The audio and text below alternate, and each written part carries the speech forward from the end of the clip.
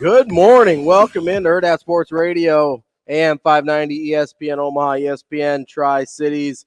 If that intro doesn't get you going here on a Monday, I don't know what will. That's DB. I'm Ravi, Lulla. We're live on Twitter, Facebook, and YouTube. We're also live on the Pillar Exterior stage. DB, how are you this morning? What's going down? You know, a lot of basketball. Yeah, lot of hoops. Lot of hoops. Where old DB was right, where old DB was dead wrong. So dead wrong is Clemson, right? Well, me and the rest of the country. Right, yeah. You're not alone there. Yeah. Like you're in like you're in I very think 91% of the brackets had them out in the first round. What did Michigan Land say to me one time, Shane? He was running his mouth as usual, and he's That's like, shocking. "Man, DB," he said, "when you're right, but when you're wrong, you are dead wrong." No, Clemson is. I think Yes, indeed. Clemson was one where a lot of people were wrong, myself included. They haven't played like this in a long time, though. Maybe it's not since the middle of the season. Well, and you wonder, obviously the ACC wasn't regarded in the same way by some as other conferences were. Thank you for saying that, team Gatorade. And by some, I mean DB. He was an ACC hater all season. Yeah. That's what I was. No, I want to establish, because every time we get into this conference conversation, you try and paint me in a corner. I'm not. Nobody puts baby in the corner. I said all year after the Big 12, I thought 2 through 5 were about the same. Yeah. We were talking about hundreds of points in terms of conference rankings. Yeah, we're there was some 5.85, some 5.891s.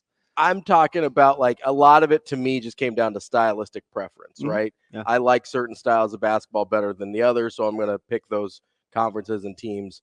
But the ACC is playing really well right now. Obviously, you got North Carolina, your Tar Heels, still chugging along. I'm telling you, they're good. They are good. I mean, we can get into this now because it's why? Why? Well, because it's the show just started. How was your weekend? How were things? Mine was a POS, but other than that, we're good. Mine was okay. Friday was rough. After that, man, you doing okay? Yeah, I'm all right. It's hard. Like, it's just hard. Yeah. So that's I mean, I know, but it's very, very hard. There's, it's a really strange. We're talking about dealing with the loss of a loved one. For those of you just tuning in. Yes, I was. That's why I was in a suit on Friday. I was driving to Panora, Iowa, to go. Not far from Des Moines. Not too far. Just north. Northwest a little bit. Shane, is that in your stomping grounds? How far is that from your mom? That's not too far. Yeah, I figured it's close. Yeah, so like 15 minutes. There's a section of my family that lived in Bagley, Iowa. It's where my mom grew up. And so Panora's not like far. Marvin?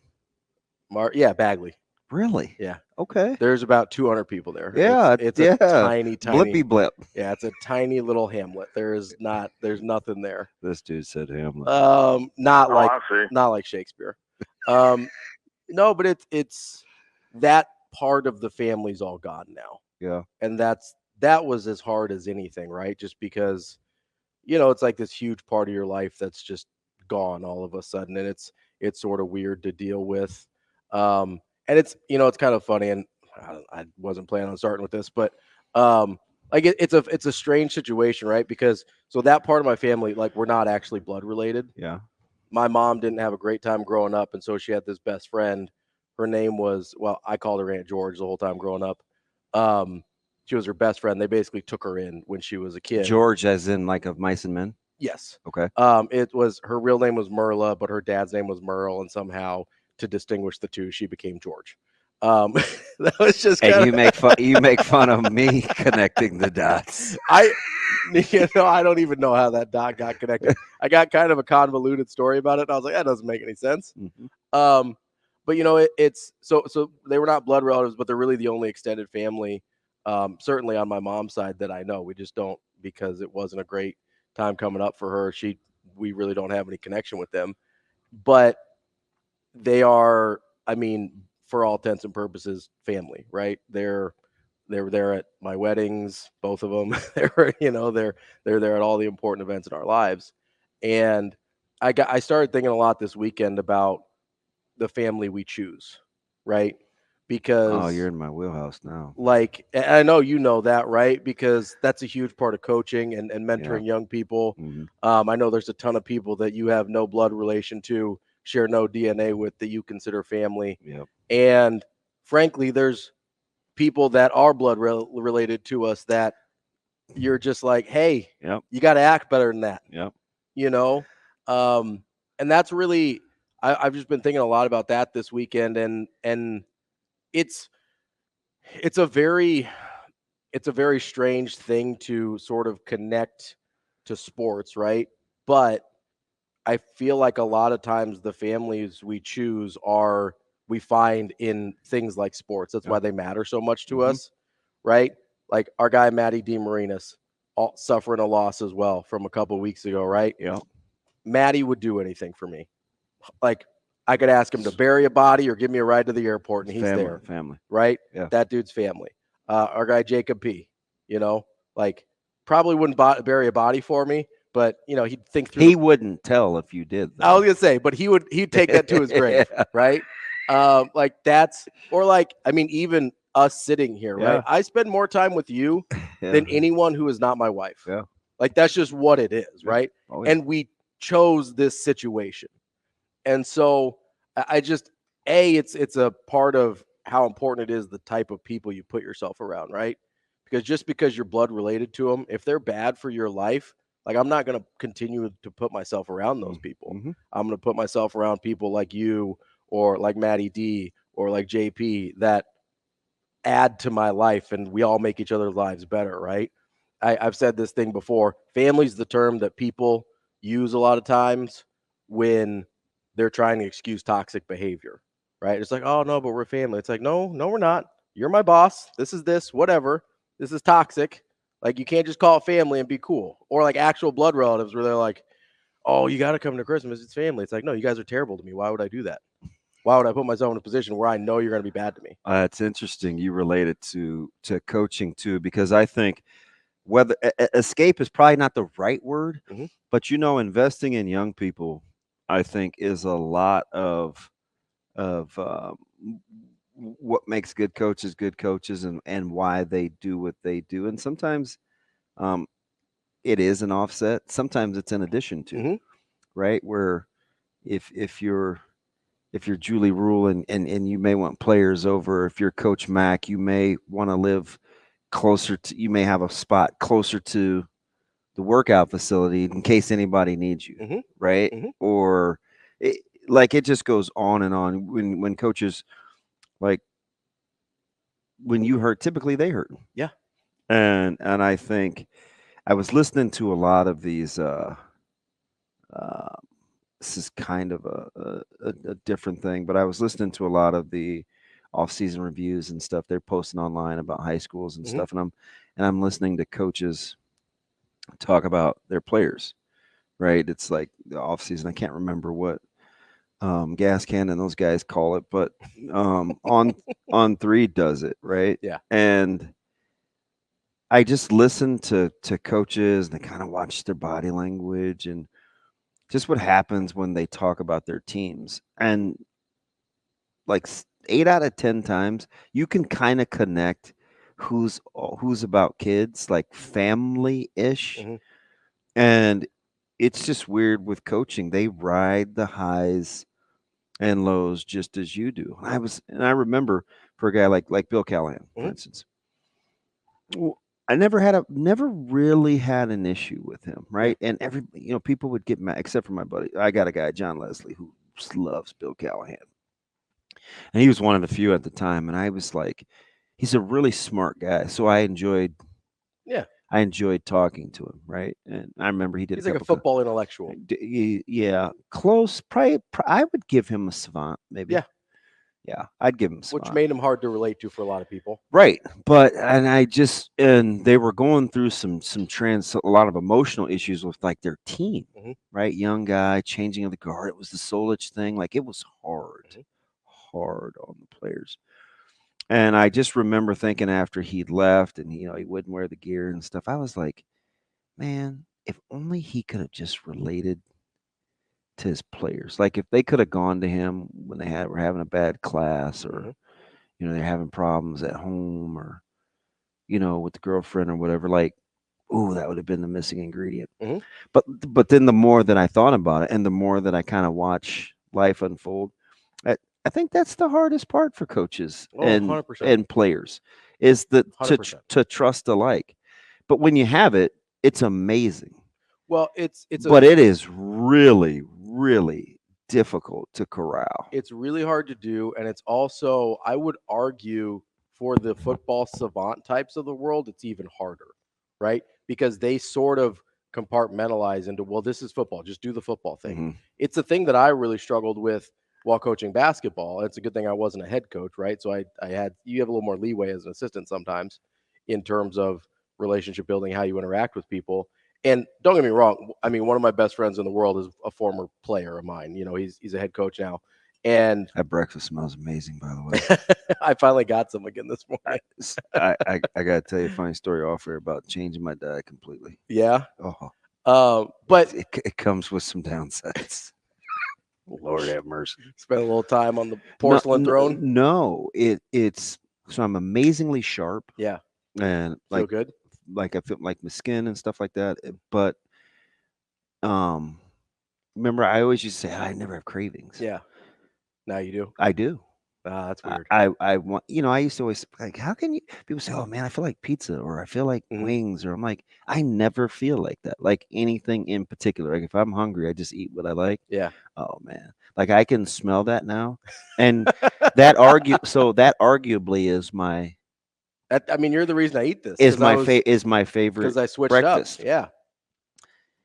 I like it so much. I found, I follow a guy on TikTok that gives me all the McDonald's knockoffs. So I actually found the sausage patties, and I can eat like 32 in a sitting. Like I'm not kidding. But I smelled the toasted, like the cheese and the biscuit. And it's like, yeah, that's really good. But anyway, no, but so I mean, you brought up the relationship with the coaches, and it is the hardest thing to do, but it's also, I think, the one thing that correlates most directly and most efficiently to being successful.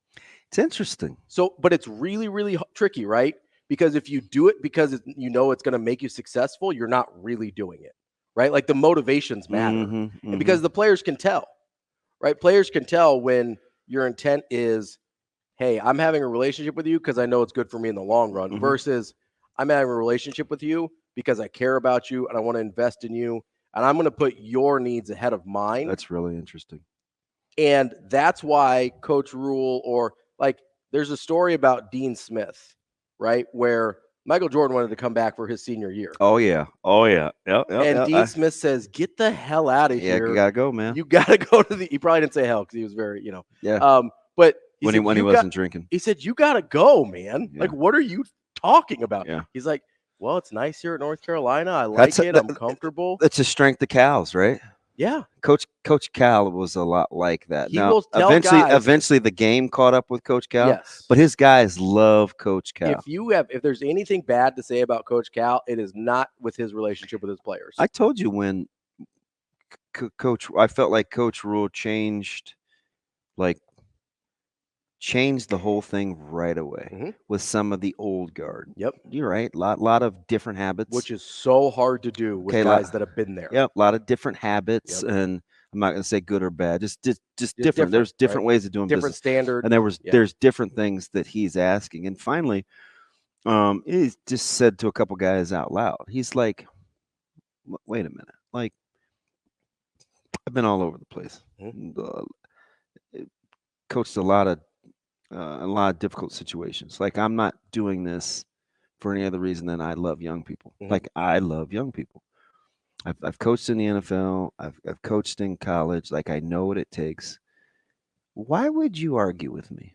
When I want what's best for you. I was just going to say, I want what's best for you. And he can put his money where his mouth is, because he can literally just say, I could have been sitting on my couch for $9 million a year. Yeah. Like, he's like, I don't have to be here. I'm choosing to be here. It's up to you. You can trust me or not, but I'm telling you, player X, Y, like, I want the best for you. And it was just like, that's how like a Tommy Hill comes back. Right. from wherever he was. Yeah. Right. Right. To where he is now. Or you get in a different situation. Where's Xavier Pieces? Well, that's just the opposite, right? It's on the other. No, you don't. Yeah, that's where he doesn't believe I it. still have to please and perform. Yeah. Like the please and perform people are really, really, really tough to manage. They're hard to get to because they're hard to build a relationship with. All they know is please and perform. They don't trust your motives. And I mean, you've got a little bit of that. Please and perform. Yeah, where you sometimes don't always trust people because you're not sure what they want from you. Yeah, especially early. Like my first, I would have been. I think it's better now. I wouldn't be where I am today if I would have been better early. But there was a stretch from 23 to 38, where I was so insecure. Mm-hmm. It's just like. Because you thought, people just want me because I'm the what do you want? Or you know what I mean? Yeah. So, but when players get that, it's interesting what they'll do, and I'm telling you, it's like that's what gets you over the hump in crunch time. It's something. It's something other than just you. I always talk about being other center, but the practical application of it. You see Mac put his arm around Trey coming back to the huddle going into overtime. It doesn't seem like much, but in that moment when he kind of cracks the wry smile and it's like you. Not everybody would handle that. Was that after Trey? Was that going into the second overtime after Trey missed the shot that looked like it was buckets? For the win. And so I'm just like, in that moment, I think that matters. There has to be an incredible amount of trust there. Otherwise, that comes off as patronizing. Or Like if I go up to a guy that I don't have a really good relationship and he just missed a game-winning shot that was halfway down, that is a perfect shot for him to take. How about Baylor coming over to butt tap, and when he was wide open, Trey could have easily kicked it for the three. But that's a relationship there where you trust. Yeah, he butt tapped him and they moved on. And trust Baylor, Baylor and Trey trust Mac. Because again, you put your arm around somebody that you don't have a good relationship with, that guy mentally is checked out for the second overtime. Oh, 100%. And guess what? Nobody else. And I guess that's really what I'm saying when I said, when you can cheer for other people at your own expense. Mm-hmm. That's when the magic happens. And I always say, I can't really put into words what it is or when it happens, but what you're describing is what I'm talking about. And it's not even always at your own expense, but it's in spite of what you may want or you're doing. Yeah. Right. Yeah. It's in spite of what either you may want or what you think is best or whatever, right? When you can sit there and say, hey, maybe I didn't agree with that decision, but I trust you. I love you. I care about you. Let's keep going. And see, how you get guys to switch positions? A lot of trust.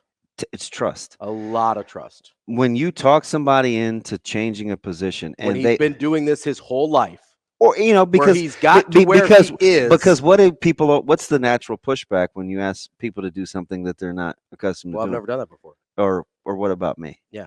Right. It's like.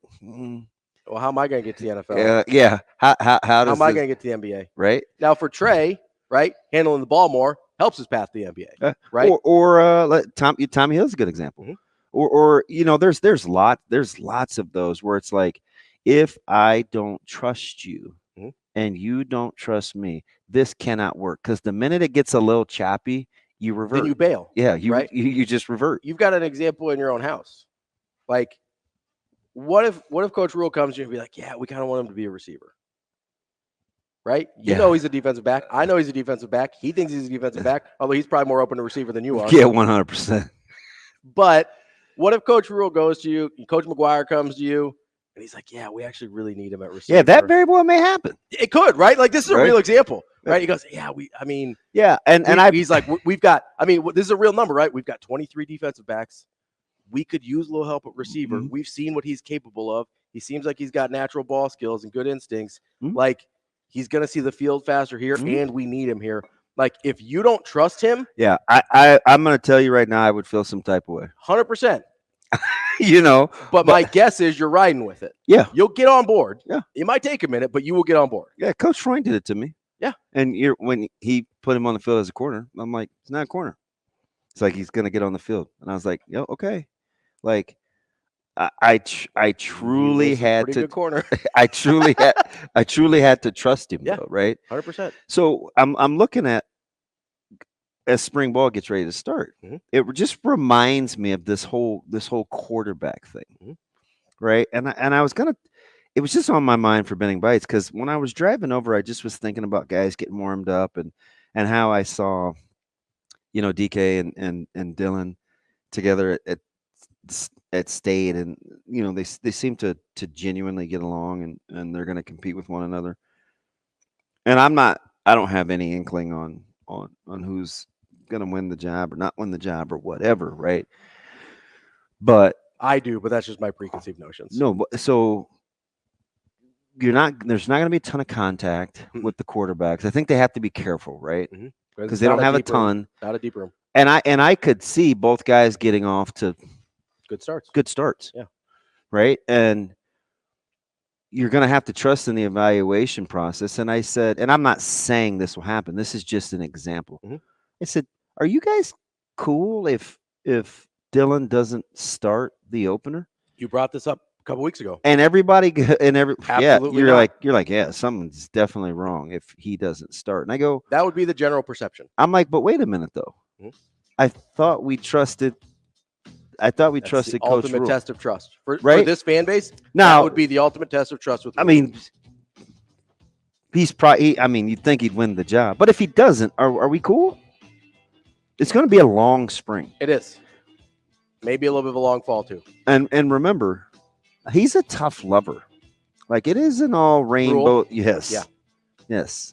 So I'm like, I can't wait to parse through every word that he says about the quarterbacks this spring because it's There's going to be a headache. a lot to It's say. going to be a headache. Coming up next, we will get to some college basketball. That segment was good, just not what we planned on. We will get more on Hurrdat Sports Radio. We're back here on Hurrdat Sports Radio, AM 590, ESPN Omaha, ESPN Tri-Cities. That's DB. I'm Ravi Lulla. We're live on Twitter, Facebook, and YouTube, as well as on the Pillar Exterior stage. We got a couple lucky bounces there. That's Coach Mack there talking after Creighton's double overtime win. And DB and I had a little disagreement over text about how that game was going to go. Which one? Oregon, Creighton. Oh, yeah. I liked the matchup for Creighton. Free me on that one. What's that? Free me on that one. Well, listen, I actually thought the beginning of the game looked a lot like I thought it was going to. Creighton just couldn't make any shots. Mm-hmm. They got really good looks. Oh, yeah. And that's what I thought was going to happen. I was like, hey, I think they can get good looks off this team. Kind of like Colorado in the first half yesterday. Yes. I think they can get good looks off this team. I think they will be able to score on this. They don't Oregon doesn't defend the three particularly well.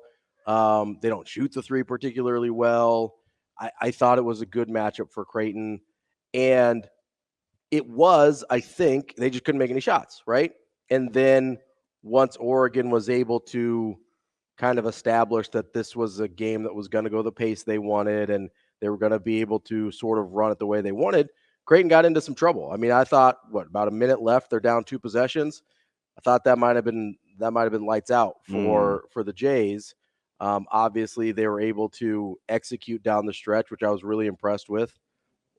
Baylor getting the 2 free throws to bring it within 2, and then they got a huge break when Oregon inbounded it to Dante up 2, and he's a 60% free throw shooter.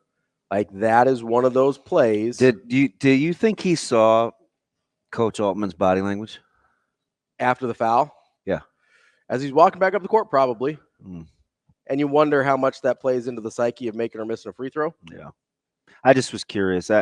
It was just because Coach Altman was pretty dejected that he's the guy that got the ball. Yeah. Like, he was not happy about it. Yeah. But it's also, you wonder in that moment, is he upset because he doesn't think Dante's going to make the field goal? Or the inbounds play was poorly executed? Yes, right? Yeah. Because having watched a lot of Dana Altman basketball and a lot of Dana Altman expressions, and antics isn't the right word, but you know what I mean. Just the way he carries himself on the sideline. My initial reaction was he's mad they didn't execute the way he wanted them to. I actually didn't think immediately, he doesn't think Dante can make both free throws. It was, that's not what he wanted to happen there. And obviously it wasn't. But I also why put Dante in that position? Like, why is he in a place where he could end up with the basketball, right? If he's the guy you don't want, why is he not on the back end somewhere? Yeah. Like So, that's what I don't get. Do you remember the time if that free throw goes in? It was. I probably have to go back and watch, but everybody assumes 19. Yeah, everybody assumes Something like like- if he makes that, they win. I was like, No, it helps a lot, obviously. If he makes both, especially. yeah, I'm like, but time. It's not over. Yeah, but anyway, I don't let me throw you. I off. think it was just under 20, but you're right. There was enough time there that it wasn't a nail in the coffin. Were you miffed at all at Oregon's substitution or how they handled Shellstead? In what sense? Like what? That's all. That was really the only options you had. I mean, they're not a super deep team. No, I know. I know. just- But you played against one that they didn't use any bodies either. I mean, us. Besides my guy Jason Green, shout out Mo North. He's unbelievable. So there was 2 plays directly in a row in second overtime. Was the first time I like breathed in about 2 hours, and that was the Kalkbrenner 3. Not after I said hang in there. No. You're like, yeah, right. I was like, I'm trying, bud, but I'm going to have to go without oxygen for about the next 30 minutes. The Kalkbrenner 3, and then immediately after that, the Jason Green putback dunk. I was like, oh, we're good. We're good. I told you the story when he was in high school, and I was on air, and I said, he's the best weak side rebounder I've ever seen. Mm-hmm. And I remember I got one of it was kind of a snarky email, but he's kind of joking.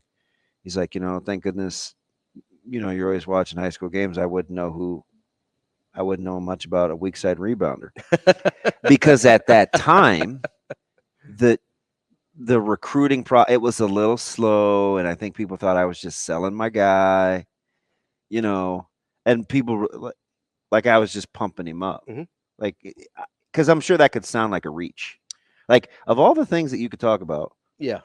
But again, I've watched him his whole life, right? So. And his spatial awareness, his weak side defense was really, really good too. He would clean up a bunch of stuff, even when they had thoroughbreds, like with Jaden Johnson and those guys in the backcourt early with Saint. He did a lot of the dirty work. Oh, 100%. Not to go all Deontay Wilder, but to this day,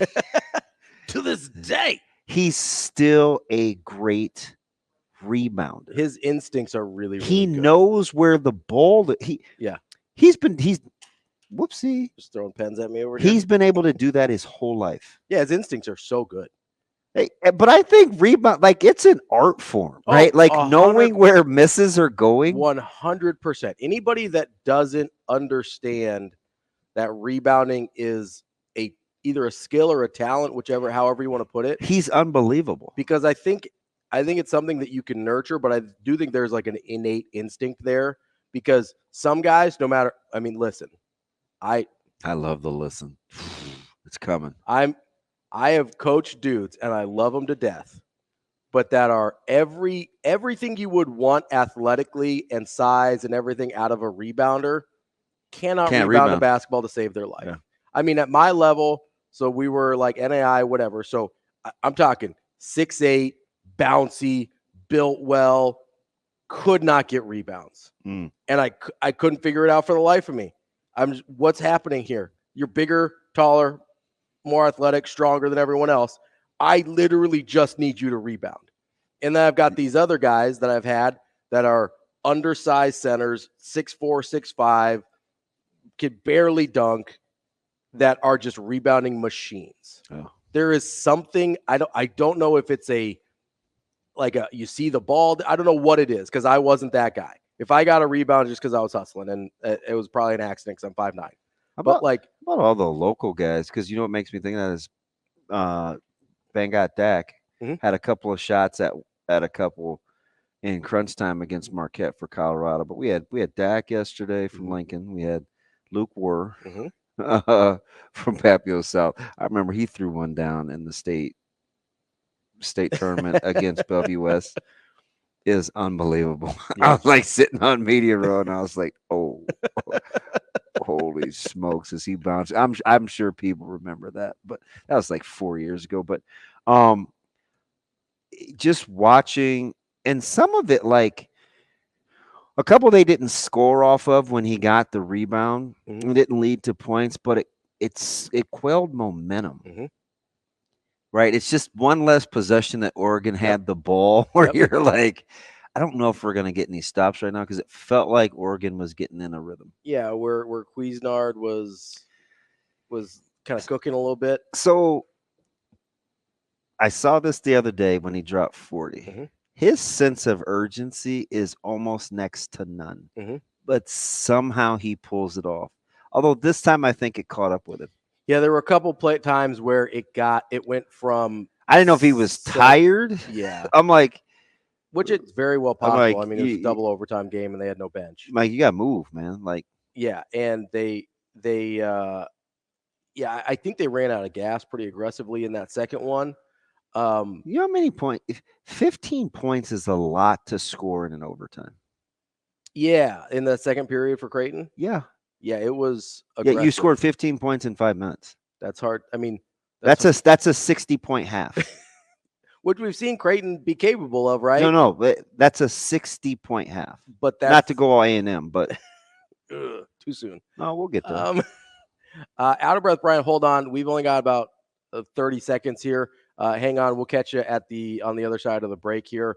We will also get into Nebraska a little bit, and then our guy. I brought Matt DeMarinis up earlier.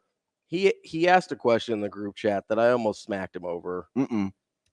So we can get into it because I know you'll be objective about it. So we'll get into that. Me and JP are on one side of the argument. Sindelar and DeMarinis are on the other side of the argument. And as much as I love Sindelar, that's not always the guy you want on your side of the argument because sometimes he'll choose a side just for the sake of chaos. Yeah. So I don't know if that's the best guy to have on your side there, Matty D, but we will get into that question, and I think you'll appreciate it as well. Hold on there, Brian. We will get to you after the break. This is Hurrdat Sports Radio. Wrapping up hour number one here on Hurrdat Sports Radio, AM 590, ESPN Omaha, ESPN Tri-Cities. We're live on Twitter, Facebook, and YouTube. That's DB. I'm Ravi Lulla. We're here on the Pillar Exterior stage, and we are joined by our guy out of breath, Brian. Wants to talk a little Creighton and Nebraska. I'm assuming basketball. Brian, what's going on? What's going on, fellas? B, how we doing, bud? All right, doing all right. Enjoyed that basketball, some of the basketball this weekend. What, like, you mean like Lakers 76ers? That was about it. No, I actually haven't watched any. I got the NBA League package, but I haven't watched any NBA since the championship week started. Oh, I've been all in on college basketball. That's cool. I'm kind of the same way. I will tell you, though, I try to watch as much as I can. Lakers have won 3 in a row. You feel good? No. Yeah, I don't want to watch. You see your boy Snitchy Russell made the news again talking about people. Yeah, it's the team is impossible to like, but I do my best. Not with Snitchy Russell on the team. God, I can't stand him. Hey, y'all keep him off of Twitter if y'all around him. That's all I got to say. Man. If the camera is pointed at you or in his hand when he's around you, just imagine yourself being, I don't know, doing some illegal activity. Yeah, just put your hands in your pockets and don't say a word around old Russell. Don't say nothing around Snitchy Russell. You'll get you traded. Something like that. But I enjoyed the basketball this week. Some mixed, feelings. I'm gonna stay off of Ken Palm and stay away from looking at the refs' names because Ken Palm has the ratings of the referees. Yeah. And during the Nebraska game, I'm just going to say there was somebody on the court with a 47.71 Ken Palm rating out of 100. That's horrible. They made so many horrible shots, B. I don't know, man. I don't know what Nebraska would have done differently. Yes. They need a point guard, and I think to get maybe a 4. They need a 4 that got a little bit more length that can handle the ball and got some strength to him, I think. Because that's where Gary was the downfall, I think, being shorter arms than all the rest of those players. Especially when and not so much that he's a below the rim guy. So against a team like A&M and their athleticism, everybody was exposed. Yeah, it would have been nice to have somebody just on that opposite side, like Creighton had when they put in Green. I heard you guys earlier say you kind of got relaxed when he got that follow-up tip dunk. Mm-hmm. I got more relaxed when Kalkbrenner on the other end, Kalkbrenner jumped out to help on Cuisinart again. And the previous times during the game, Dante was getting a follow-up, dunk. When it came over to help one time, Jalen Green got that rebound. I was like, oh, okay, we got somebody on the boards. That's when I started feeling better. Yeah, So, the Creighton was kind of in a bind, right? Because they're a drop coverage team, but when they put Cuisinart in the ball screens, you're almost allowing him to turn the corner. Mm-hmm. They were in a bind. Thank God they started to trap that, but that was a great wrinkle. A great wrinkle. Great wrinkle. I'm glad he did that. Good thing they didn't really have anybody else on the perimeter to go to, because that was a good move to really solidify the game. I hate the upcoming matchup, the bracket we going to. I hate the end of the people that pick the team. I hate the storyline, because I'm looking at that other side of the bracket in Detroit with Gonzaga, and I can see it already happening. Oh, Nembhard with Nembhard. Yeah. Yes, I'm like, oh, bring it on, baby, bring it on. Bring it on. Hey, I enjoyed basketball this weekend. Looking forward to. I might watch some NBA, Damon. I don't know. I don't know. I don't know what I'm gonna get from the Lakers, and I might have to switch because of Snitchy Hustle. Listen. Keep people hated on Gonzaga. Keep an eye on them. That they're playing really, really well. Hey, they fall right into. Hey, you always pick the best point guards in the tournament, and they got one of the best ones on the team. And at least they can compromise Edey a little bit, because he's been a monster right now. Oh my gosh, I would not want to go against that man. Every time I see him, I think of that big old Buffalo Wild Wing in the Buffalo Wild Wing commercial. Get that box out. Watch out. Big old 300 some pounds. Oh my God. Appreciate it, B. All right, thank you. Yeah, Edey is on a roll. Yeah, no, I mean he's tough to deal with. Like that's but if any, I mean he's on that other side of that bracket from Creighton there. If anybody can deal with him, it's Kalkbrenner. This is about the 6th time I've said this in the last handful of years. Do you know I'm a big fan of as a broadcaster? Who's that? I really like Van Gundy. Okay. I know it's weird because he's so critical, but he's so matter of fact. I'm like, yep, you're right. Like we do all these weird things, right? Whether it's matchup or hedging or drop, and he's like, sometimes we overthink this. Like, how about if we just eliminate guys' strong hands? Like, just going back to the basics, right? You're like, oh, hey, he only wants to go right. Like, what if we make him go left? Or, like bad fouls or other Simple alternatives stuff. as opposed to doubling the post from behind, and you're not pressuring the ball. Yeah. What difference does it make? Because all you can do on a post entry, if you're not pressuring the ball, is when he catches it, you're going to foul him. The only thing you can do besides pressuring the ball, is defend before he actually gets to a spot. Yeah, but let's say you do your work ahead of time, right? I always say do your work early. Mm-hmm. And this isn't usually hoops. It's usually talking about other things, but people. But for hoops defense, it's very true. Do your work early, right? So you can't front the post, and you can't play behind him. No. So how early do you want to work? You want to get him off the block? That's what you have to try and do. But then people get upset when you get underneath him, right? They call those fouls. They do. You're literally putting your hip in about 6 in his quad. Yeah. Well, that's why a guy like Kalkbrenner has a chance, because it's not going to look like you're getting under him when it's Kalkbrenner. Oh, are you assuming they beat Gonzaga? No, I'm saying if. Because I don't know. I don't either. I'm rooting for a Gonzaga Creighton matchup. Yeah, and the string continues. I want the fire. My mini rant. Yeah, Friday. Been in a Sweet 16 9 straight years now. Yeah, he's pretty good. If I could have only pegged Clemson. I should have had GCU. I didn't like any of the 12s winning, So I got that wrong. Mm-hmm. But if there was a 12 that I felt like was talented enough to make a run, it was GCU. I just didn't know they were going to wet the that's not bed. entirely true because you liked James Madison a lot. I did. I got off him. But you talked yourself out of it because you like Chucky. I did get off of James Madison. But you liked him. It was weird, right? I talked about him for 3 weeks. All year, you're just like James Madison, Wisconsin. I'm like, bud, I know what's happening here. I'm not gonna call you out on it real time, but like I didn't think it was the Chucky influence. I just liked the way Wisconsin was playing. So here's what I've noticed, and I don't know if this is anecdotal, 100%. So it might be total BS. Probably. It's what I do. I'm gonna ask Alex. Probably he'll know. No, there's. I feel like he's turning and burning right now, just mad at you. Oh, I don't know. He doesn't really get mad at me. I could say some crazy things, and me and Cinderella are still cool. Okay. He knows I love that guy. It's all good. No, he's probably still smoking, but that's unrelated to me. That's just a life skill.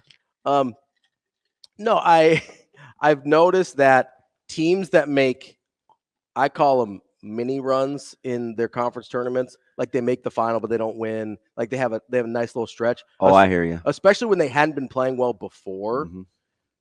I feel like we always overvalue those teams when they get to the big tournament. What if they do win it? If they do win it, I put way more stock in that. Okay, so that would be NC State. Yes, yeah. Right? It's where you get over that hump. They're playing out of their mind. That's not how they play. No, it's not. Nor is Clemson. Right.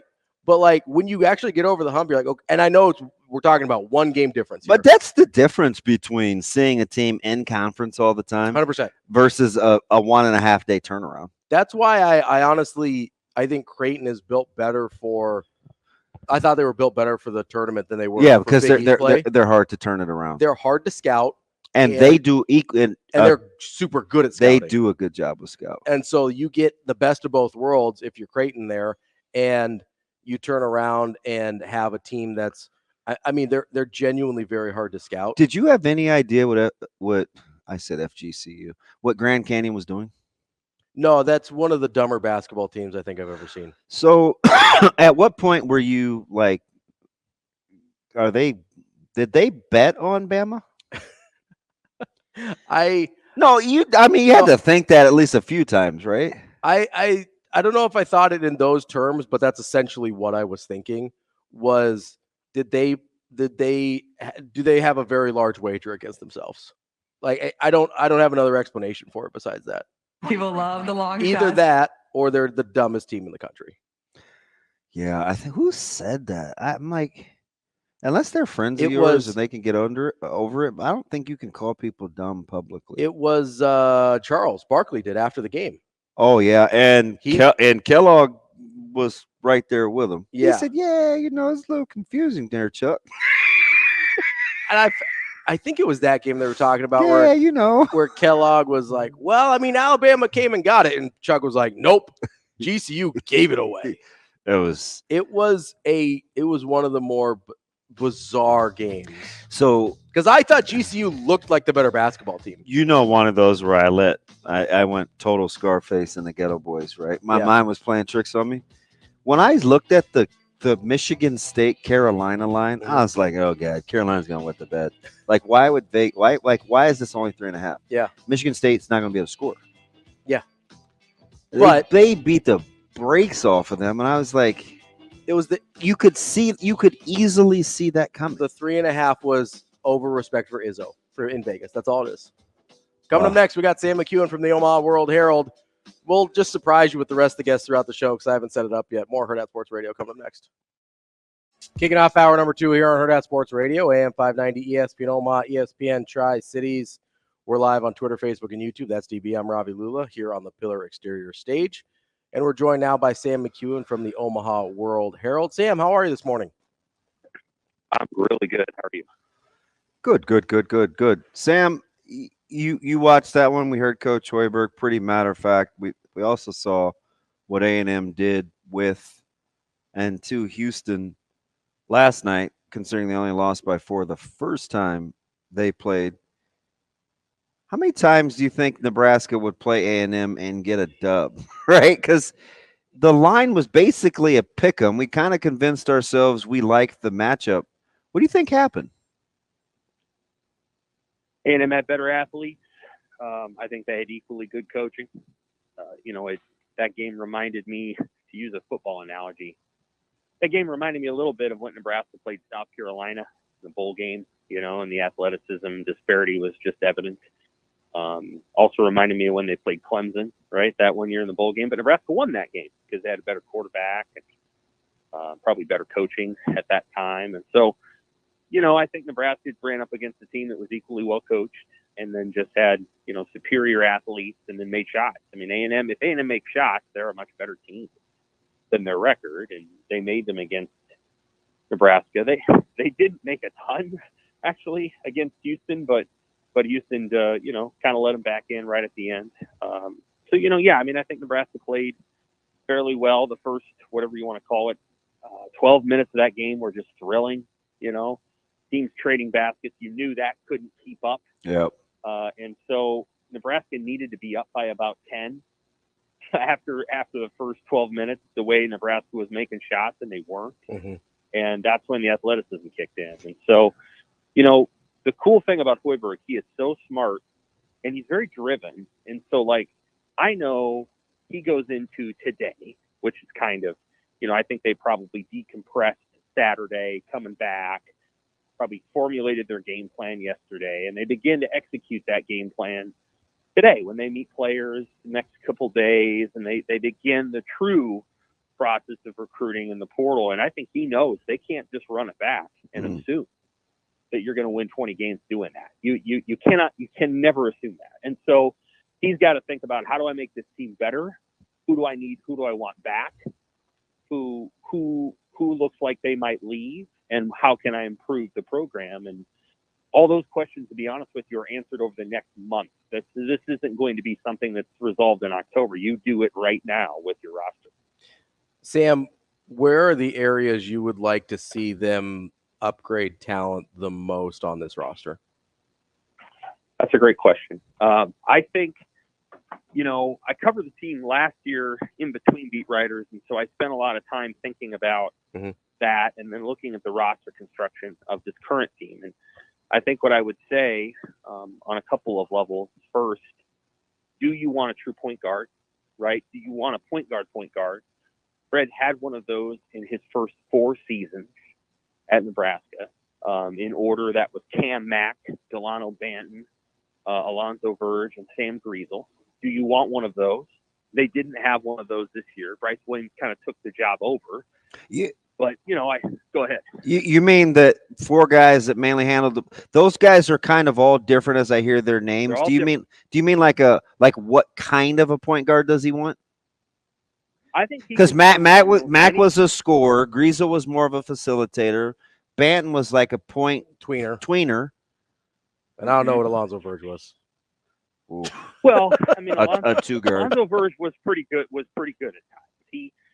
I'm going to say that even though Verge was an issue at times with that team, the larger issue is that you had to give 25% of your possessions to a player that basically stood on the wing. Very good player, but basically just stood out there and took the ball and isolated all the time. And so, but that doesn't matter now. Do they want a guy that's the primary ball handler so that Bryce Williams returns to a wing role? I thought Bryce did a pretty good job at times this season, actually, playing that role and getting downhill and doing some of those things. But do you have that player on your roster? Is that Aaron Ulis? Or based on the success that you just had, can you go out and get a player like that? So last year they pursued in order Burr Kriisa, David McCollum, and then, Hunter Salas was sort of a combo player. But I mean, would Hunter have helped his team? Yeah, he would have. He really would have. He would have taken them to the next level. Kriisa would not have. That didn't work out. And McCollum probably would have helped too, but he shot a lot of threes at Oklahoma this year. So they have to decide whether they want to do that. Then they have to try to find what I would describe as, long, athletic, 6'6" to 6'8". Yeah. They need an athletic wing. Mm-hmm. Right. Yeah, they need a player like that. You can do it without doing that, but so many of these teams have those players. I just got done watching Iowa State for a couple of days, and Iowa State doesn't have some size. They have some guys like that. Their best defenders are both like 6'1" and 6'2", but they play fast. Of course, you would love to have. And then I watched Illinois for a couple of days too, and of course, Illinois's got players all over the floor. They're Quincy Guerrier and obviously Shannon and Coleman Hawkins is 6'11". So you got to try to find players like that, and they find them. I do think they can, because I think people will see, kids will see, hey, I can go there and man, I can have a lot of fun playing in a packed arena every night, and I can I can go somewhere and get money, pretty good money, not maybe the best money, but pretty good money. So they'll have some options. Those are probably the two areas I would think of. And then, if you can get another, tell me what's going to happen with Blaze Keita. I don't know. Is he healthy? Can he play? If he can, that he'll help you defensively. I don't know about his offense, but he'll help you defensively. Can he play? I don't think anybody, he would have helped the other night to protect the rim, because guys were getting into pain at will. He would have helped for sure. We'll see what his health level is, whether he wants to stay. I think Nebraska's treated him quite well, but I don't know what, that's a two-person conversation. We'll see what Nebraska thinks. Sam, we're talking about Sam McKewon from the Omaha World-Herald. How much do you think this team looks differently when you don't have the Keisei Tominaga piece as part of the mix? Because whether for good or for bad, the team did kind of have to create itself around his game a little bit. How much different do you think that looks moving forward? Well, it looks a little different. Keisei was a terrific three-point shooter, and he could also get to the rim. And so, you couldn't just take him away and then have him not burn you. He could still burn you if he could get into the lane. He had a mid-range game. I thought Keisei was a really nice player for Nebraska. So it changes. Certainly, you got to find somebody that can replicate some of those things. Now, we're not talking about his defense. So obviously, his defense was not his strength. I do think he got better there, but I think his defense wasn't his strength. And so, you've got to, can you find a defender that's better? Can you play a defender that's better? Does Jamarcus Lawrence become a starter again? Is Jamarcus Lawrence, more comfortable in the backup role? There's lots of different things to consider. What I would say is that, again, you just can't stand pat. Every Big Ten team will go to school on Nebraska if Nebraska stands pat. They will have different plans and different strategies for next season, and so you can't just stay static. You have to get better. Tim Miles stayed static after his NCAA tournament team. They didn't do much to change that team, if people might recall. Petaway and Shields and Pitchford. And I know there were other extenuating circumstances there, and I don't want to go down a rabbit hole, but the reality is they didn't get much better. And they couldn't as easily get better because the portal wasn't what it is now. Now you have to change every single year. And so Nebraska's going to have to. Illinois did not stand pat, for example. They went out and got Quincy Guerrier, and he's an important piece for them. Nebraska can't stand pat. It has to go get legitimately good players and to supplement what they have now. They can't just run it back. So I'll be curious to see what Nebraska does. Sam, as you're kind of looking at I'll get the spring ball here in a sec, but as you're kind of looking at who's left in the Sweet 16, a couple teams are doing it a few different ways. How much is there a team out there where you're like, yeah, I could see that. That's just what they do. You're not super overwhelmed, or I don't know. A team like Gonzaga kind of comes to mind, right? This is kind of just what they do, even though all the pieces are different. It's an interesting makeup in the Sweet 16 because it's kind of chalky. Yeah, and I like that. I'm fine with that. I think every so often you need that. You need a year where most of the top teams emerge, I mean, it's hard not to find the way that Iowa State's doing it appealing. Now, they are doing it mostly with recruits. Oh, that's a good. They've That's a got that's few a good one. transfers. That's a good one. But they got a freshman who somehow got out of Wisconsin. I don't understand how Wisconsin didn't get that kid. The Momcilovic kid, he's pretty good. They got two small guards. Keyshawn Gilbert is a transfer from UNLV. He followed Berger from there, but Lipsy is from Ames. And, they're not super big, but their defensive strategy is really good, and he's a good fit for them as a coach. He's not, he's not super charismatic on the floor, but he's got them playing the way he wants them to play, and so they have an identity for sure. Then again, and I'll contrast them with Illinois because I just watched them.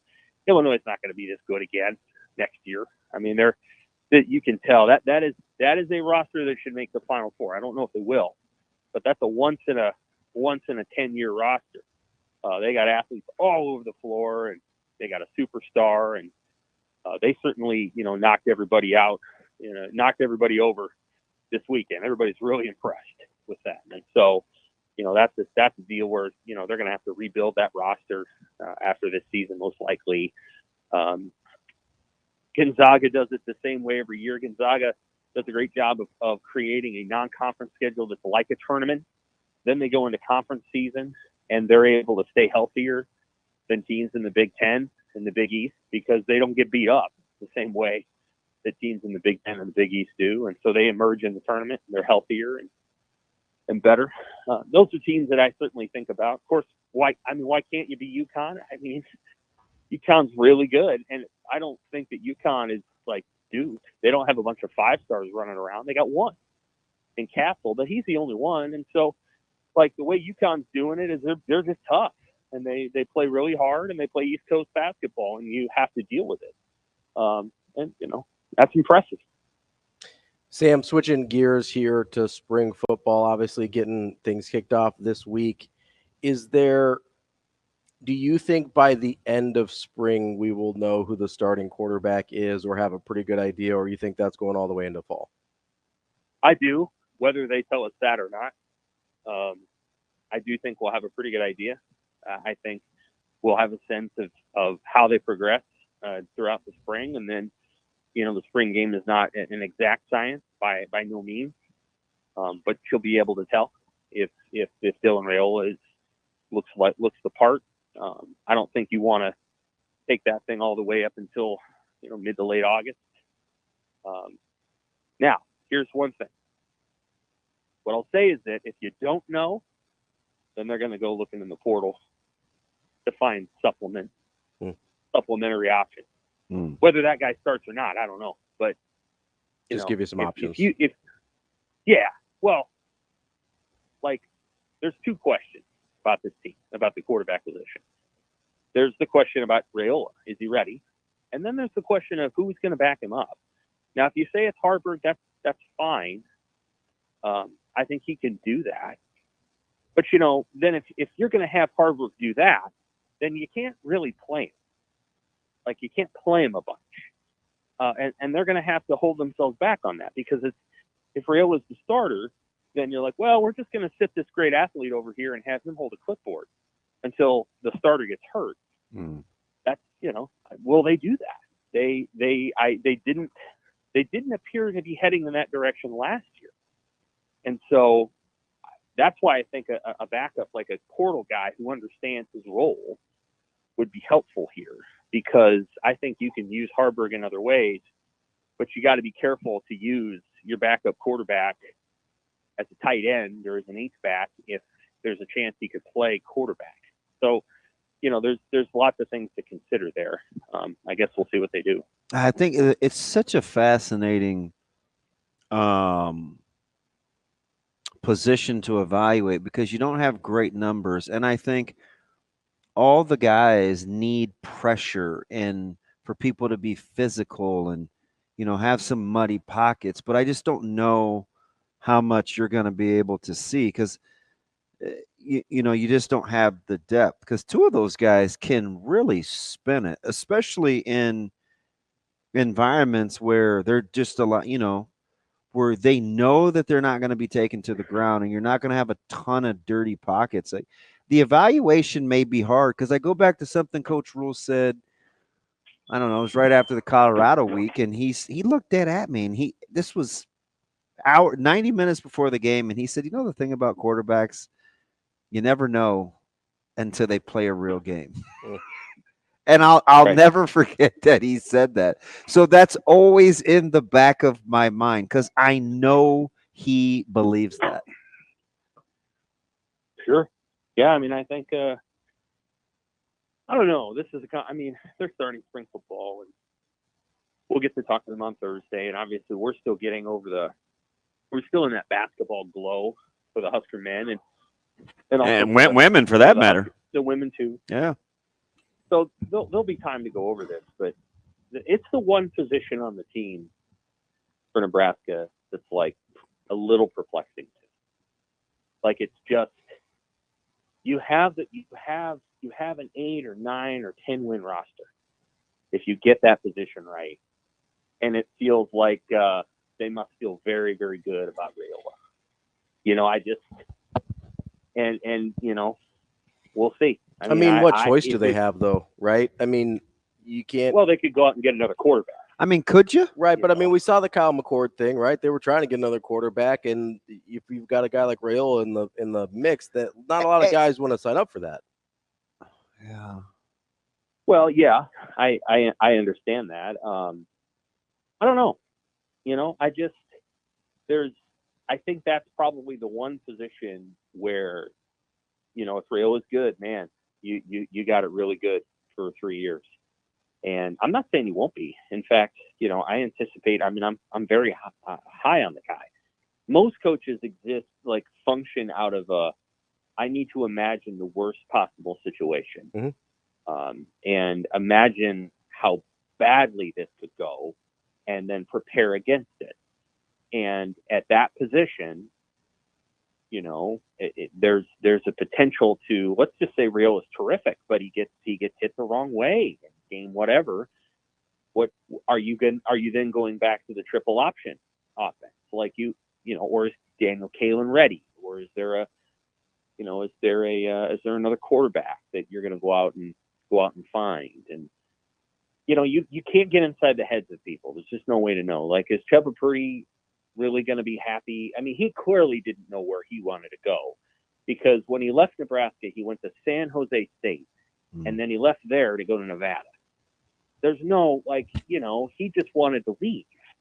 And that's too bad, because I think Purdy actually has some skills and could have been very beneficial in this program. But he's gone. I don't think they ran him off. So it's a question of the worst. They won 5 games last year, and you really tip your cap to how hard Harvard played and how much he did for the team. And people need to honor and respect that. I don't know that you could have had more frustrating quarterback play than you did last year. It prevented Nebraska from going to a bowl game, and it won't. I don't think it's going to prevent Nebraska this year. I think Nebraska's going to win 7 or 8 games regardless of what happens with the QB. But this is a team that could do even more than that if they get that position right. So it asks a lot of Rayola to be good right away, or you've got to go out and find somebody else. That's the signature question of spring camp. I mean, what other question is there that rises to that level? I don't know. Well, let me just throw this out there. So you got uncertainty in development at wide receiver, right? I'm not sure how you personally feel about the tight end room. And that running back room, I mean, I saw the pictures, and I know the guys are hanging out, but that running back room's got to emerge too, right? Because I think he likes the talent, but if I just do the mental exercise out loud, there's a fair amount of questions on the offensive side, and for once, O-line isn't one of them. Yeah, and no one can speak to this better than you about the running back position. I don't know where I think I put it in the rewind today. You were part of this too.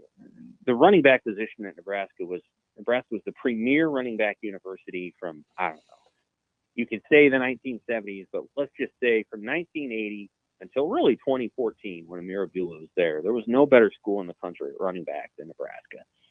And the last decade, it hasn't been. And so how do you get that back? Like, how do you change that conversation? Because if you chart from, let's just say, the day that Mike Rozier walked in to the day that Amir Abdullah left, you're not going to come up with a better group of college running backs. It just doesn't exist. And so what happened there? Why did it happen? How do you get it? How do you fix it? How do you change it? I think that's a big question too. But you can get by because we've seen teams do. I mean, Iowa won 10 games last year with guys that are just fine, but they're not world beaters. You can win games without an elite running back. I'd like to see them get back to that point. You can win games with wide receivers that nobody even knows, like Iowa's receivers. The question is, can you get good enough quarterback play, and then can you prevent yourself from turning it over 3 times a game so that your defense is constantly has its back against the wall, which the defense constantly did. And so we'll see. I don't know. I Iowa's always an interesting example because if you're not going to be good in one, they're elite in the other two. Mm-hmm. Right? So they have elite level special teams, elite level defense. So, like, it's a tough way to operate. That's a really hard way to operate. Like, it's I think that they're a tough model, but we always say that, right? They're like the natural. Well, Iowa can do it, but you got to remember, like, they're great in other capacities. They are. I think they've cracked the code in some ways on how to win close games, but people don't want to give them credit because it's Iowa and it's Kirk Ferentz, and so because how it looks. Credit. Yeah, but I think it's Moneyball what they're doing right, and they embrace it too, right? Just imagine wanting this thing to be a 1-score game late because it's advantage you. Yeah, weird. That's Sam McKewon, Omaha World-Herald. Sam, we appreciate it as always. We'll talk to you next week. Thanks, Sam. More Hurrdat Sports Radio coming up next here on AM 590 ESPN Omaha, ESPN Tri-Cities. We're halfway through the show here on Hurrdat Sports Radio, AM 590 ESPN Omaha, ESPN Tri-Cities. We're live on Twitter, Facebook, and YouTube. That's DB. I'm Ravi, Lulla. We're here on the Pillar Exterior stage, and I want to remind you about the Omaha Supernovas coming up on Thursday. We have another Supernovas home match at the CHI Health Center, 7 p.m. That is March 28th. Make sure you get over to supernovas.com for tickets. You can check out the schedule, get some merch as well. That is supernovas.com. Get your tickets for March 28th against the Grand Rapids Rise. Wanted to get into a couple of things Sam said there, because I want to start with the point guard situation, because we both kind of looked at each other when he talked about, because I don't consider Alonzo Verge a point guard. I don't think he was very good either. I understand he puts up some numbers. That's not a guy I want on my basketball team. Just full stop. I said that at the time. I'll say it now. No interest in Alonzo Verge being a part of my basketball team ever. And you probably put Cam Mack in that. I would put Cam Mack in a similar category, although not quite as bad as Alonzo Verge in my mind. Okay. Although it's been a minute, so maybe it's a recency bias thing. Banton was weird because he wasn't that good here. Like, he was okay and he had moments, but I think after COVID, because he was here the COVID year, I think. I know what you're saying. He never really was the same after that. Like, he got off to a really good start. I don't know if he, just never really felt well after that, never got his conditioning back, but he's been better as a pro than he was in college. I don't think they ever really got the full Banton experience they thought they were going to get, right? And then you've got he gave the Greasel. And then you've got Sam Greasel, right? Which he's kind of an odd guy as a point guard too, because he probably is a little bit more naturally a wing. I think he's got. I don't know about that. You don't think so? No. Okay. I think he's a point. Okay. I just think. But he's the only, in my mind, was the closest thing to a real point guard they've had. Yeah. And the team was the most functional looking until this year with him as the point guard. So the reason that the point guard thing came up is because at some point, even I talk about this all the time. You know, so a couple things. Mhm. We're in high school, and I remember Millard South, West Side a couple years ago. Man, West Side had no business winning. Mhm. And I remember Dickerson scored either before half on a punt return or whatever, and everybody was kind of going crazy. And I'm like, in my head, I was like, gosh, this is fool's gold. Mhm. Like Millard South, I mean, they're way better up front. Like this is gonna be a dogfight. Like you gotta kind of hang in there. I remember watching the game against A&M. Mhm. I'm like, this is fool's gold. You can't play like this. Like you're counting on Tominaga starting hot. you're not gonna replicate those No. shots. No. And so I just wondered. I don't know why I thought of when Millard South was so good up front a couple years ago, but I just remember never feeling good about that game. Mhm. Like I was like, I don't like because you didn't see what you were doing as sustainable. No, I didn't. Right. But also, I mean, it's obviously Cole Payton factor, but Sure. I didn't think it was like there's no way they can replicate this. Like, Right. no, they're just way At good. some point, the up dam's front. going to break and go. It's going to go the other way. And I've just seen too many games like that where it's like there's no way they can keep shooting like this or making. It's like when Virginia, the first bucket they scored against Colorado State was that Turnaround, double fade team, away. fade away on the baseline. I'm like, it's 17 minutes in the half. And that's your first bucket with 3 minutes in. Yeah, there's like no if those way. are the looks you're getting, you're not winning. There's this game. no way, right? Yeah. But it's not like you can press pause and say, hey, don't play like that. Because what was happening was Nebraska was feeling it. The crowd was unbelievable. Mm-hmm. See how loud that thing was? Like, even on television. Yes. I was like, whoa. It translated to TV pretty well. I was like, whoa. these guys and gals are going bananas. They're getting after it. But it led to – that's when I wanted a guy that could just steady the ship down. Yeah. So that's what made me think of the whole 100%. The point guard thing, because I'm like, all right. I mean, let's you want to, but you don't want to say, hey, don't make shots. No. It's just, but you're not going to get those. You need to have the change up, right? It's just too hard to make. I mean, I was a Kobe fan. Yeah. Right. And I'm like, you take too hard of shots, bud. Like 100%. Get something easier. I mean, so it's not that you're like, hey, quit taking shots, quit making shots. You need somebody that when that stops. Dude, because did you see Bryce Williams pull up from the wing? Yeah. I'm like, contested, off the bounce.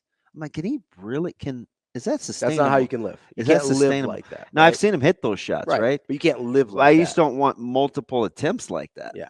You can't live that way because at some point, the shots will stop falling. He still needs to get more shots, though. And what is your plan B, right? If you've got and we could just address the elephant in the room here. What is it? Is it white? Chucky, is it gray? If Chucky Hepburn's on that team, it looks a lot different when the shots stop falling. Well, he just doesn't get rattled. Yes. And I don't know if I don't know if he's coming to Nebraska. I know. He's not in the portal. I said that it was a Monday, and I said it to Sam because Sam was talking about Nebraska needing a point guard. Mm-hmm. And I said, let's just stop the madness, man. Go get Chucky. Because now this part I was actually had some insight to. Like, I knew the coaching situation was a little frustrating. Yeah. Now they ended up firing guard this weekend, which I didn't. I mean, it's whatever. But you a little surprised that D-Rock didn't wait to maybe see if he got that phone call? Yeah. West Virginia seemed like a weird fit. I know, but I know they got basketball history, and I trust him. Like he's very calculated. He is. He waited a long time to take his first head coaching job because he had other opportunities. Yeah. He was at Creighton for a long time.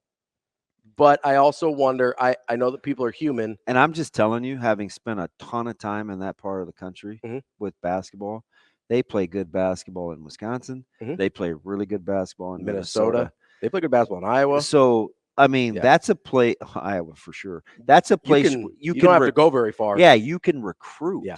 Like, I think Wisconsin's it's a really good job. It is. It's a very good job. I am surprised. I But thought it was. so I thought about Chucky as in. I thought it was weird. Yeah, I just don't know. Would you? People mature and they grow up and Yeah. and things change, and Coach Hoiberg's staff is vastly different. Mhm. But I think I can say this safely. I don't think they handle the coaching transition well From recruiting Chucky out of high Yeah. school. Yeah. So, but it's different people now. Yeah. And we're all older and more mature. And you can, too. have that frank conversation, be honest, be like, hey, we didn't handle this well. Like, obviously, we really value what you do. Like, you want to come on home? And he helps keep people out of the paint. Mhm.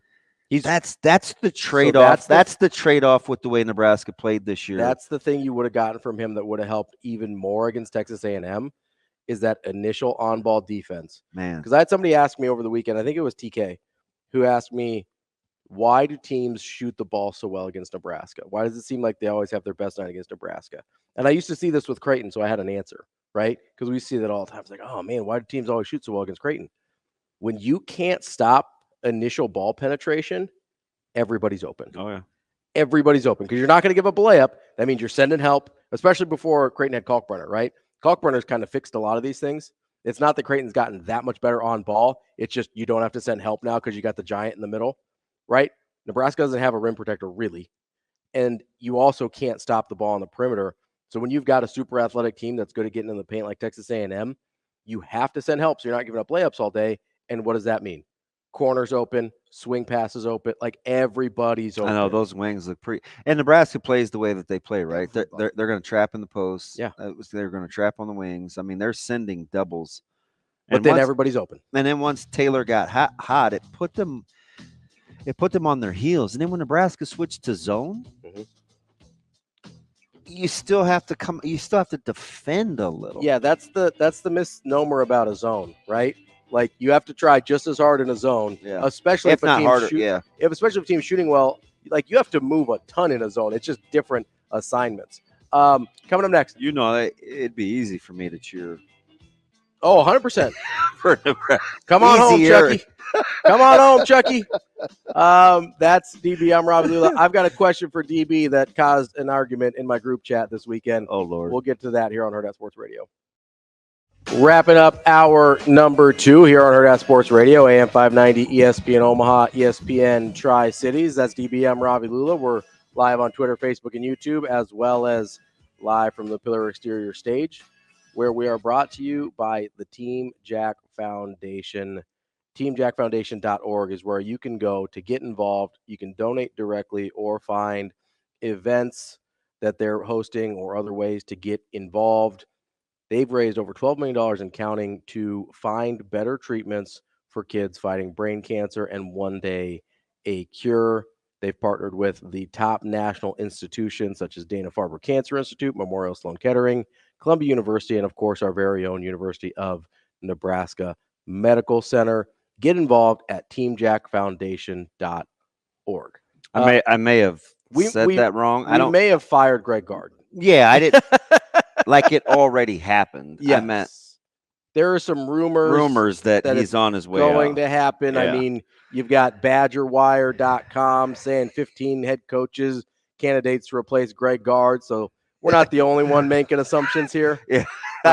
Listen, I don't know anything. I was just speculating. Yep, when you only have it's been 7 years since they've been to the Sweet 16 and they only have 2 wins. Yeah, it's not good. Tournament since not good. Then. I thought it was bad to make him the successor in the first place, but here we are. It's always complicated. It is complicated. It's Shane, why do you have to go and make things so complicated? You Avril Lavigne over there? Pardon? Avril Lavigne? I don't know what you're talking about. Why have to go and make things so complicated? No? All right. Shane, were you an Avril fan? Not so much. There's a kind of a cool name. There's a conspiracy theory that she died and got replaced, like the Paul McCartney theory, but modern. What? Never heard of that. We'll get into it another day. We got stuff to talk about. And I'm a conspiracy guy. I can't believe, but I'm not a big pop culture music guy, though. That's okay. We'll figure it out. At least not in that. Not modern. And not modern times. Not in that genre. Yeah, you got to go back to like 90s R&B. That's your wheelhouse. Right. I'm having this conversation in my group chat with JP, Maddie DeMarinis, and Alex Sidlar. And Jacob just comes off the top rope with apparently him and Matt were having this conversation on their own, private, aside from the Matty group D? chat, which I don't appreciate. Yeah. So he just goes off the top rope here. He goes, guys, help me talk Matt off of this hill of Kalkbrenner being the best Creighton player ever. I can't get through to him. So Matt DeMarinis, his argument is that Ryan Kalkbrenner is the best Creighton Blue Jay basketball player ever. He's a very, very good basketball player. No one's denying that, right? So when we're having this conversation, I want to set that context. Everybody that we're going to talk about here as candidates for this are very good. He is not Doug McDermott. Yeah, I mean, I don't even know what the argument is. I don't either. I get like the postseason success, maybe. Even if you want to talk impact. Yeah, Doug McDermott is the reason they're in the Big East. Like, because I could get, so knowing the way Maddie thinks, I think he's talking about when he's not on the floor, Sure. his ability to affect both ends, the high volume of productivity. For minutes played, he's extremely efficient. Yep. Like I would be willing to entertain all of that. And I would entertain it for everybody that's ever played for Creighton. But if he said impactful, no one's been more impactful than Doug. But it's a better discussion than best. Yes, true. Impactful is a better discussion than best player. But if you're going to go impactful, you have to acknowledge the fact that then there's all the other things that Doug did. Like he basically ushered in a new era, and his accolades individually are almost unheard of. They're unmatched. He's unanimous player of the year. I mean, you're talking like you're publication. You're in like Christian Laettner territory. You're talking a 3-time consensus All-American. Yeah.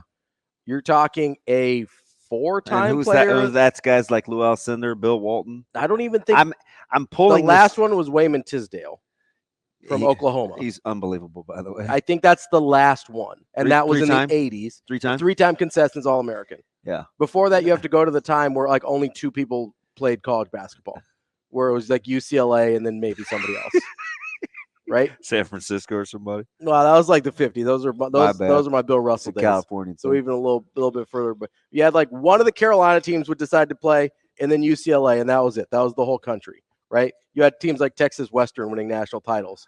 It's a great movie, by the way. Glory Road. Yeah, very solid.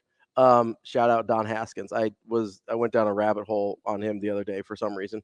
But you have to acknowledge the fact that Creighton is not in the Big East without Doug McDermott. I don't think that's an overstatement. No, I really don't. I'm 100% with you. Like the timing of when that happened was so fortuitous for Creighton because they very easily could have been Wichita State instead of where they were, right? Without Doug McDermott, Creighton may be in Wichita State's shoes instead of Creighton's shoes.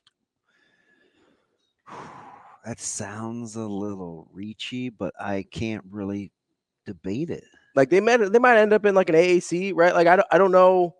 They're not getting an invite anywhere else. Yeah, but here's the thing, though. So he didn't help sustain it, but he did help. So that's the thing. But he's the reason they got the invite as much as anything.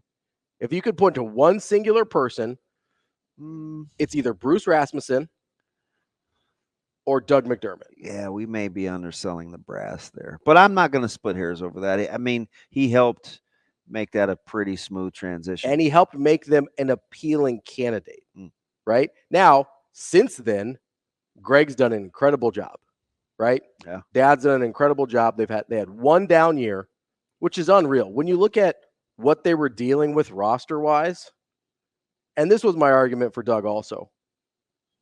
As much as I love Ethan Rogge and Grant Gibbs and Jahans Manigat and that whole roster, he was not dealing with the level of player that Ryan Kalkbrenner is dealing with. He just wasn't. So to still go out and get 25 points a night when everybody knows, like Kalkbrenner gets the benefit of kind of flying under the radar offensively, right? Everybody's looking at Baylor. Everybody's looking at Trey, Stephen Ashford even. But the weird thing about that, though, is his impact is undeniable. 100%. Like when he's on the floor versus when he's not. 100%. And he's the one difference, or he's the one variable that matters the most. in those statistics. That matters the most. Because everybody else is playing, all the aforementioned guys that you're playing talking all about. the time.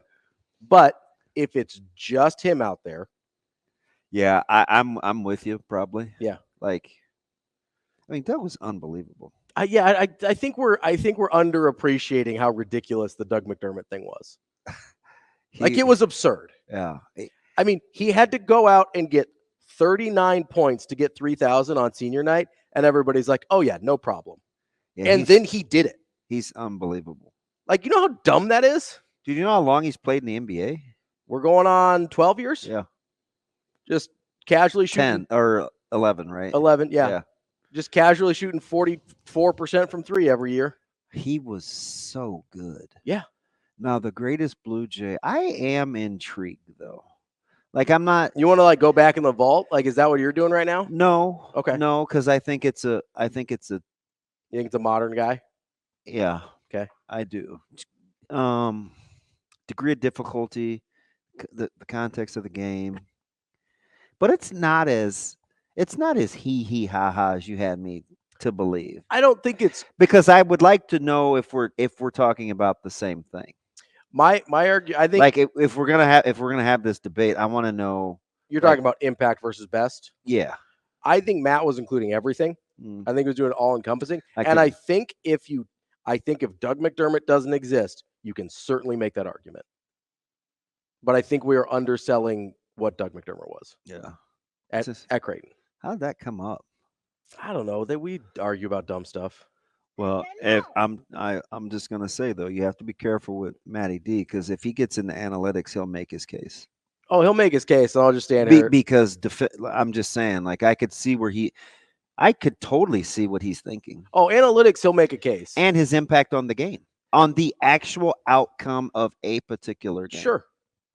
And if it weren't for Doug McDermott, we're not even able to have any of these conversations. So I think that matters too. Yeah. But it's easy. I mean, it's easy on the surface where you go, hey, this dude has made 3 Sweet 16s and including an Elite 8. He's only the second player ever to play in 4 straight NCAA tournaments. And theoretically, he could come back. Yeah. So, but the thing about it is I have something in the vault that I use as a comp that's an automatic disqualifier for me. Mm-hmm. People talk about Tyler Hansbrough in the same way. Yeah. Record against Duke, Players of the Year, the title runs. Now, he's got a little bit more competition at North Carolina for best Carolina ever. Yeah, but you don't even put him in that conversation. No. Because you've got, obviously, Jordan. You've got I would take Ford. I would take Jordan. I would take Perkins. I would take Worthy. I would take Brad Doherty. Was it Phil Ford? I would take Antoine Jameson as a college player. You taking BC? Oh, yeah. I'll take it. Although BC Vince Carter's college career is just good. It's not great. Yeah. And I like Hansbrough. Sure. He's speaking, you know how we always talk about your boy Triple B, Josh? Mm-hmm. He's got a T-shirt. Psycho T? Tyler Hansbrough's my homeboy. It's so old. You're going to get an Armando Baycott's my homeboy? Dude, how old is that guy? Like 27. Who sent me that? Somebody sent me a deal where Carolina's average age is 22.6. Yeah. And OKC like is 22.8. Yeah. Yeah. No, they're old. And I was like, that's because Baycott's played for 17 years. Baycott is 24. So that's something. Do you realize how chalky we're on the verge of being if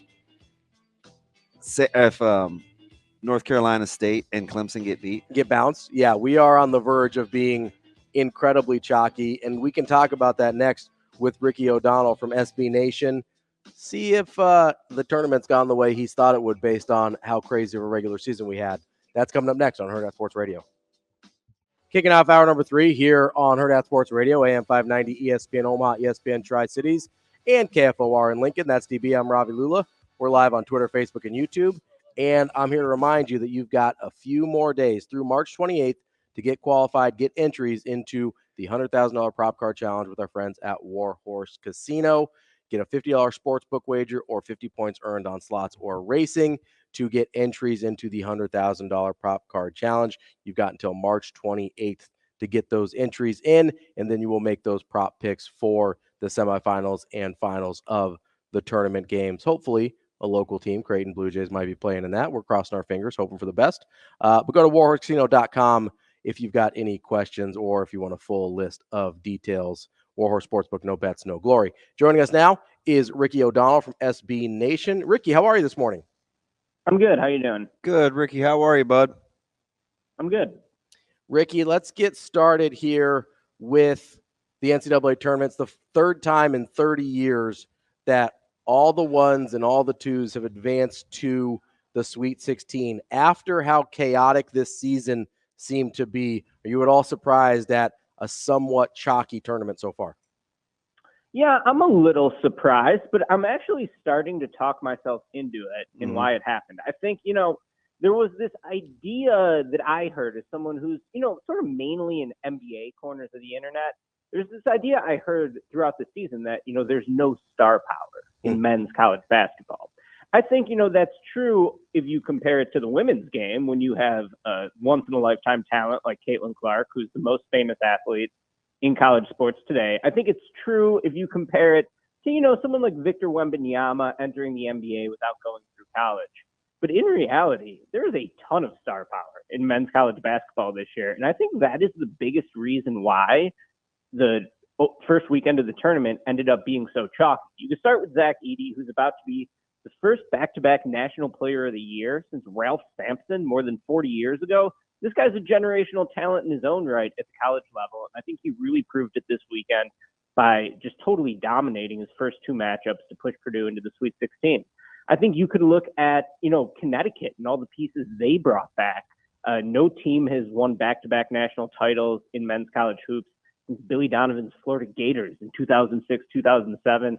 Well, this Connecticut team certainly looks like the best team in the field, I think, up to this point. I thought that coming into the tournament, and I think it's been the case so far. And then I think you could just look at the way the NIL has sort of incentivized guys like maybe Armando Bacot, who's in his fifth year at North Carolina, already led the Tar Heels to the national championship game a couple years back. Players as good as him are not around in college basketball for 5 years historically, but now they are with the COVID year, with the NIL money flowing through the sport. So I think the top end talent is really good in men's college basketball. And I think that those guys are proving that with what's been a chalky start to the bracket so far. Let me ask you something, and both are at home watching, but I just think the freshman team is going to be interesting to kind of navigate, especially as we look forward to the draft. But for long-term play, do you like Furphy or Shepherd? Oh, I love that question.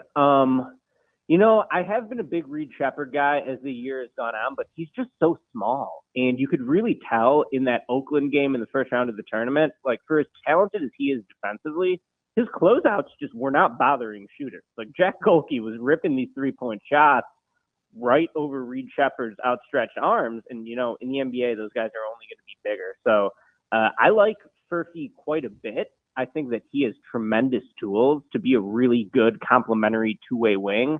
I still probably want to go Reed Shepherd, but Shepherd's ability to influence winning at the highest levels are really going to come down to, is he going to be a 50% three-point shooter? Sort of hard to believe he's going to be that from the NBA line against NBA closeouts. So I love that question. I would go Shepherd, but would I be shocked if Furphy ends up being a better player? Absolutely not. He's got better tools, certainly much bigger, and he looked really good in Kansas' start to the tournament, even though, as Bill Self said, he's already thinking about next year. Ricky, another kind of NBA draft question for you here, because you brought up a couple guys that I think are really interesting. You've got Zach Edey, who feels like he belongs in another decade. You've got Donovan Clingan at UConn, who people think pretty highly of, moves really well for a guy that big. And then you've got Ryan Kalkbrenner here in Omaha at Hunter Creighton. Dickinson, there's some Out of those three, because I think they're all, Hunter Dickinson stretches the floor a little bit more, so I kind of put him in a different category. But out of those three, kind of these old school bigs, which one of those guys do you like having a more successful NBA career? Yeah, I think the easiest answer is Clingan, just because he sort of fills the role of the NBA sort of rim protector and rim roller a la, Rudy Gobert would probably be the top player in that archetype. More recent successful examples of that would be Walker Kessler, who was a really good player for Auburn and has been essentially leading the NBA in, blocks per minute with the Utah Jazz. Also, Mark Williams, the former Duke center who was playing alongside Paolo Banchero a few years ago, he's been pretty good for the Charlotte Hornets. So I think you could sort of like plug Klingon into that kind of narrow role. But really, I think all these guys, the question is like, are they going to be able to close games? Are they going to be able to play 30-plus minutes a night? And I kind of don't think so. I can see Edey being pretty effective in a smaller role. I think, Edey's translation to the NBA is going to be one of the biggest questions around the draft. And however he translates to the NBA, whatever you believe there, it shouldn't overshadow the fact that this guy is truly an incredible college basketball player. And I think the whole country is getting to see that now that Purdue finally made it out of the first weekend. So I think that all three of those guys could have a chance to be like pretty good NBA centers, but it's kind of hard for me to think they're going to be, playing 35 minutes a night and that they're going to be in like starting and closing roles in the NBA. It's interesting because I got to take advantage of your draft and college talents here, because you said something interesting earlier about plenty of star power. And I look at some of the mocks and out there for drafts, and you may not get a college player until like maybe Castle or from UConn or maybe Cody Williams. When you're looking at the G League saying, okay, we're done, the landscape is kind of changing, and we could get another player of the year that's not a surefire college or pro like we have been getting for players of the year in college. What's the farm system doing? Is it now an overseas thing? Like, what's the fill-in, or what are we missing if you don't want to do the G League thing and our players of the year aren't NBA guys? Like, what's happening there? Sure. Well, it's a couple things. First of all, the G League Ignite got shut down this. So yeah, the that's what I'm saying. Players going to the G League, that's not happening anymore. I think that was an idea that, perhaps maybe pushed some of the NIL stuff to come through earlier than it would have otherwise. I think the G League thing was a good idea, but it didn't pay off. And I think that the NBA is smart to shutter that. So, I also just think talent's cyclical. Like next year, there's a kid out of Maine named Cooper Flagg who's coming in. Mm-hmm. He could have gone to any school in the country and would have been the first pick in the draft. He's a talent on the level of Anthony Davis, Zion Williamson, Jason Tatum. A lot of these guys we've seen come through the Blue Bloods over the last few years. You could go a year younger than him, and there's AJ Dubbanza and Cameron Boozer, the son of Carlos Boozer, which, holy cow, makes me feel so old. Yeah, I don't love that. Carlos, yeah. But so I kind of think it's just cyclical, and this is a bit of a down year for talent. And then the other thing, as you pointed out, is that basketball is really a global game. And, I was born in 87, so I was a bit too young to watch the Dream Team. But in everything I've read, sort of like the Dream Team's influence is sort of like sparked the explosion of international basketball. And it's part of the reason why basketball is a beautiful game, right? They play it all over the country. Men can play it, women can play it, and it's still the same game, the same basic structure of the game. And it's just a global sport now. So you can see in the NBA, so many of the top level players have now come from, places outside of the United States. Jokic, Giannis, you go down the line, and Wembanyama is going to be the next face of the league most likely. So in a global game, I think you're just pulling from, more areas than just domestically.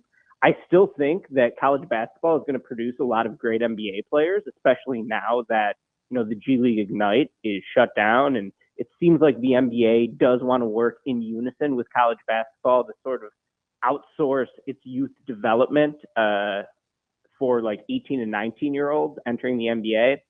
So I kind of think talent's just cyclical. This is just sort of a down year for college basketball in terms of NBA prospects. But also, there's different incentives. Like college basketball coaches aren't trying to develop players for the NBA when they're 27 years old. They're trying to win national championships right now, and they're trying to advance through the NCAA tournament right now. And you do that usually with older players. Older players are only in college because the NBA doesn't want them. So it's a little bit of a different game.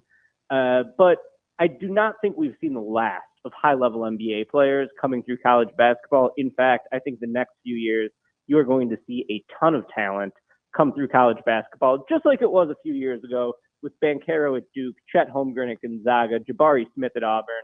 I think next year, the next 2 years are going to be very similar to that. Maybe we're talking about Keith Van Horn 2.0, and I'm not sure on a comp for Kolick. I think he's not as shifty as Nash, but I see that a little bit. When you talk about guys we saw yesterday with Filipowski and Kolick, when you look at the evolution of the college game, is it a natural NBA fit for those two guys? For Kolick and Filipowski. So I think that Filipowski is a pretty interesting translation because you see more and more offenses run through the big man now, which you didn't really see more than 10 years ago, I feel like, but now it's everywhere. So many offenses run dribble handoffs, which require the big man sort of setting the screen and handing the ball off to the guard.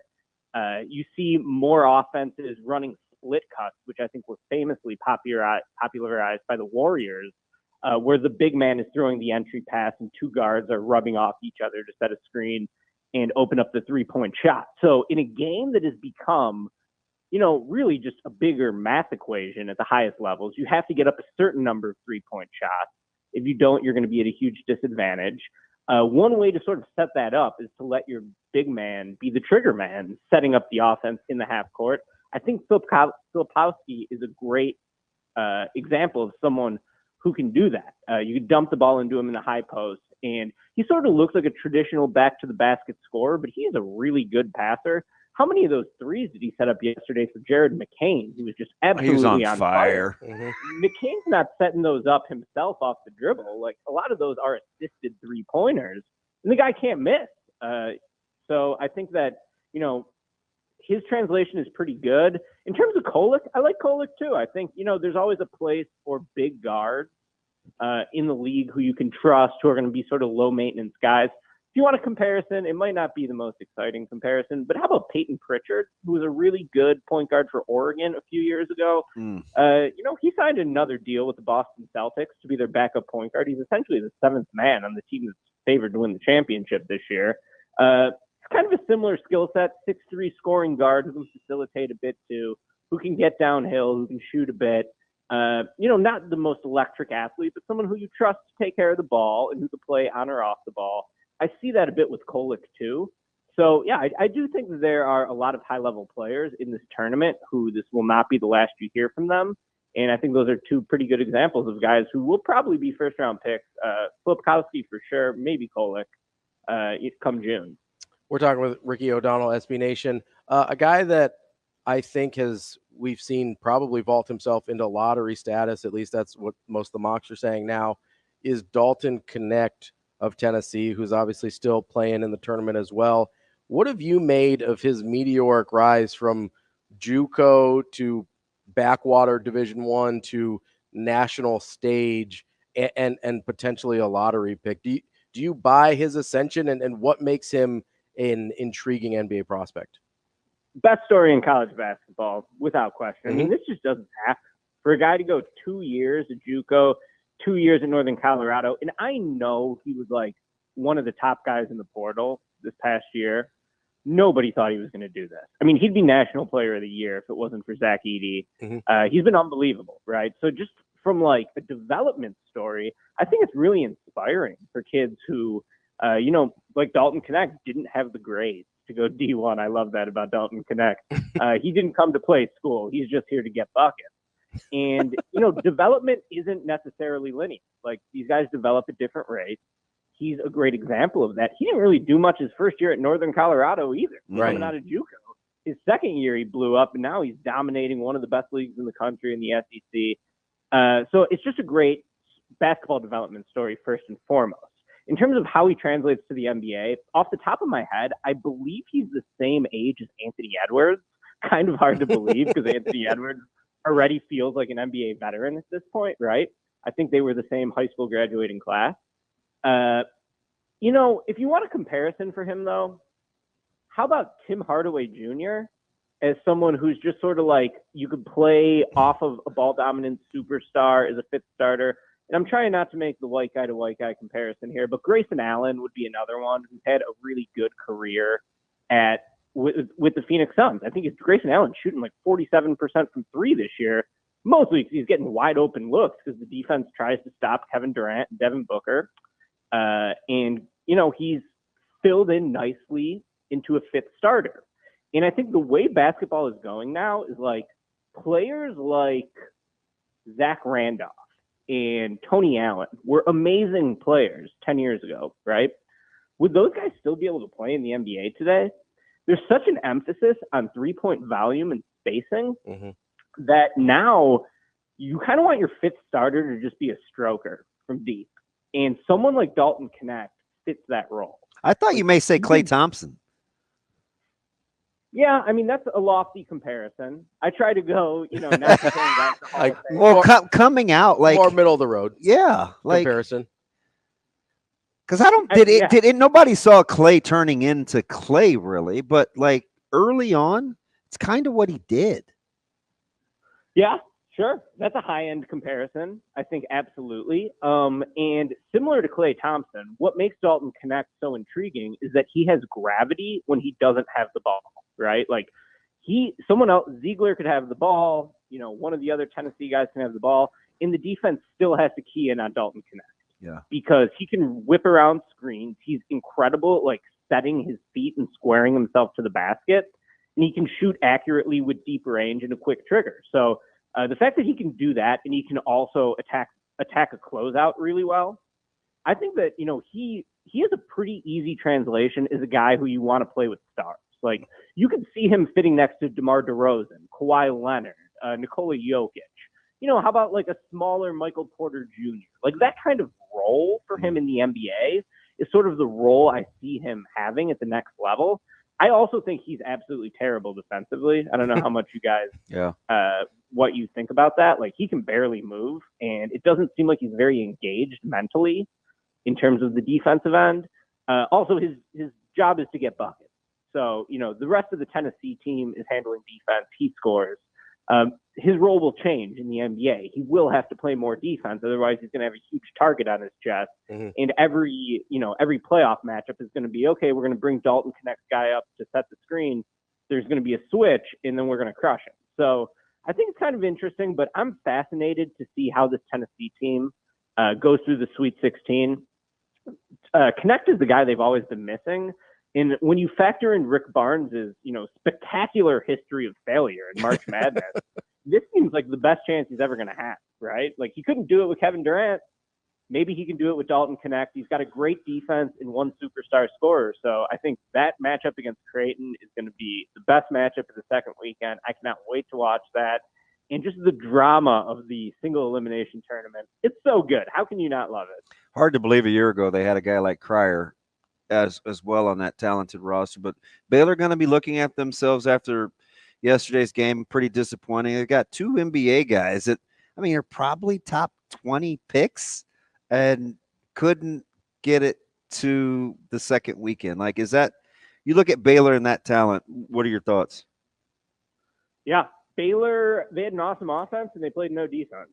So, much like Kentucky, you're playing with fire if you're doing that. In the third team I would put in that sort of tier would be Illinois, who looks unbelievable. Yeah, but Illinois also they kind of got an easy draw though. Like they didn't face a team that was absolutely on fire the way Kentucky faced with Oakland. And then honestly, like Baylor, like they got upset, but I don't know. What do you guys think about this? To me, like, so what? Baylor loses to Clemson, I believe. Yep. It's two power conference schools. How much of an upset does it really feel like? I just think with Missy and Walter, like those guys, they go get it. I don't know. It's just Clemson doesn't strike me as this offensive dynamo, and they got locked. Baylor just got shut down offensively. Yeah, and they typically have been one of the better offensive teams in the country. I think Walter is a guy who's like not really going to create with the ball in his hands. Like he's someone who can be a pretty good complementary player. He'll defend, he'll space the floor, but like you're not really going to give him the ball and say go cook. And I think that kind of got him. And then their defense just wasn't good enough all year. Yeah. Like they had a defense that was basically around number 100, I want to say, for most of the season with a top 5 offense. And you're playing with fire when you do that. So this Clemson team. What's the guard's name? Who was just killing it? I think Brown is his last name. Yeah. And then you got TJ Hall, those guys have been there for 5 years. Yeah, Like, they have Hall's really a good college. grown up. He looks like he looks like my insurance agent.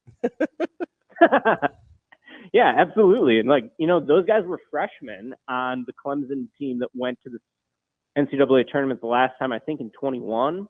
So they've just been around the program for a long time. Brown's on a total heater. He was not an all-league player in the ACC. I looked this up this year. Hall was a first team, all ACC player, but Brown's just on a heater right now. And he's sort of given them the shot creation they need. He's also a really good defensive guard. And I think that he gave, Ray J. Dennis and Jacoby Walter and some of those other Baylor guys some issues.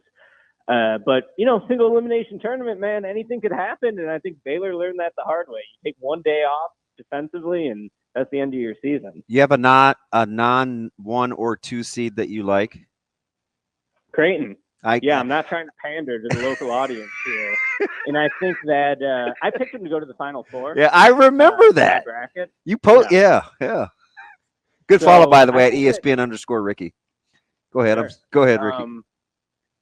Yeah, I think, are they going to – I don't feel super confident they're going to beat Tennessee. To me, that's sort of a coin flip game. I think that's going to be a tremendous game either way. Huge stake, just great drama.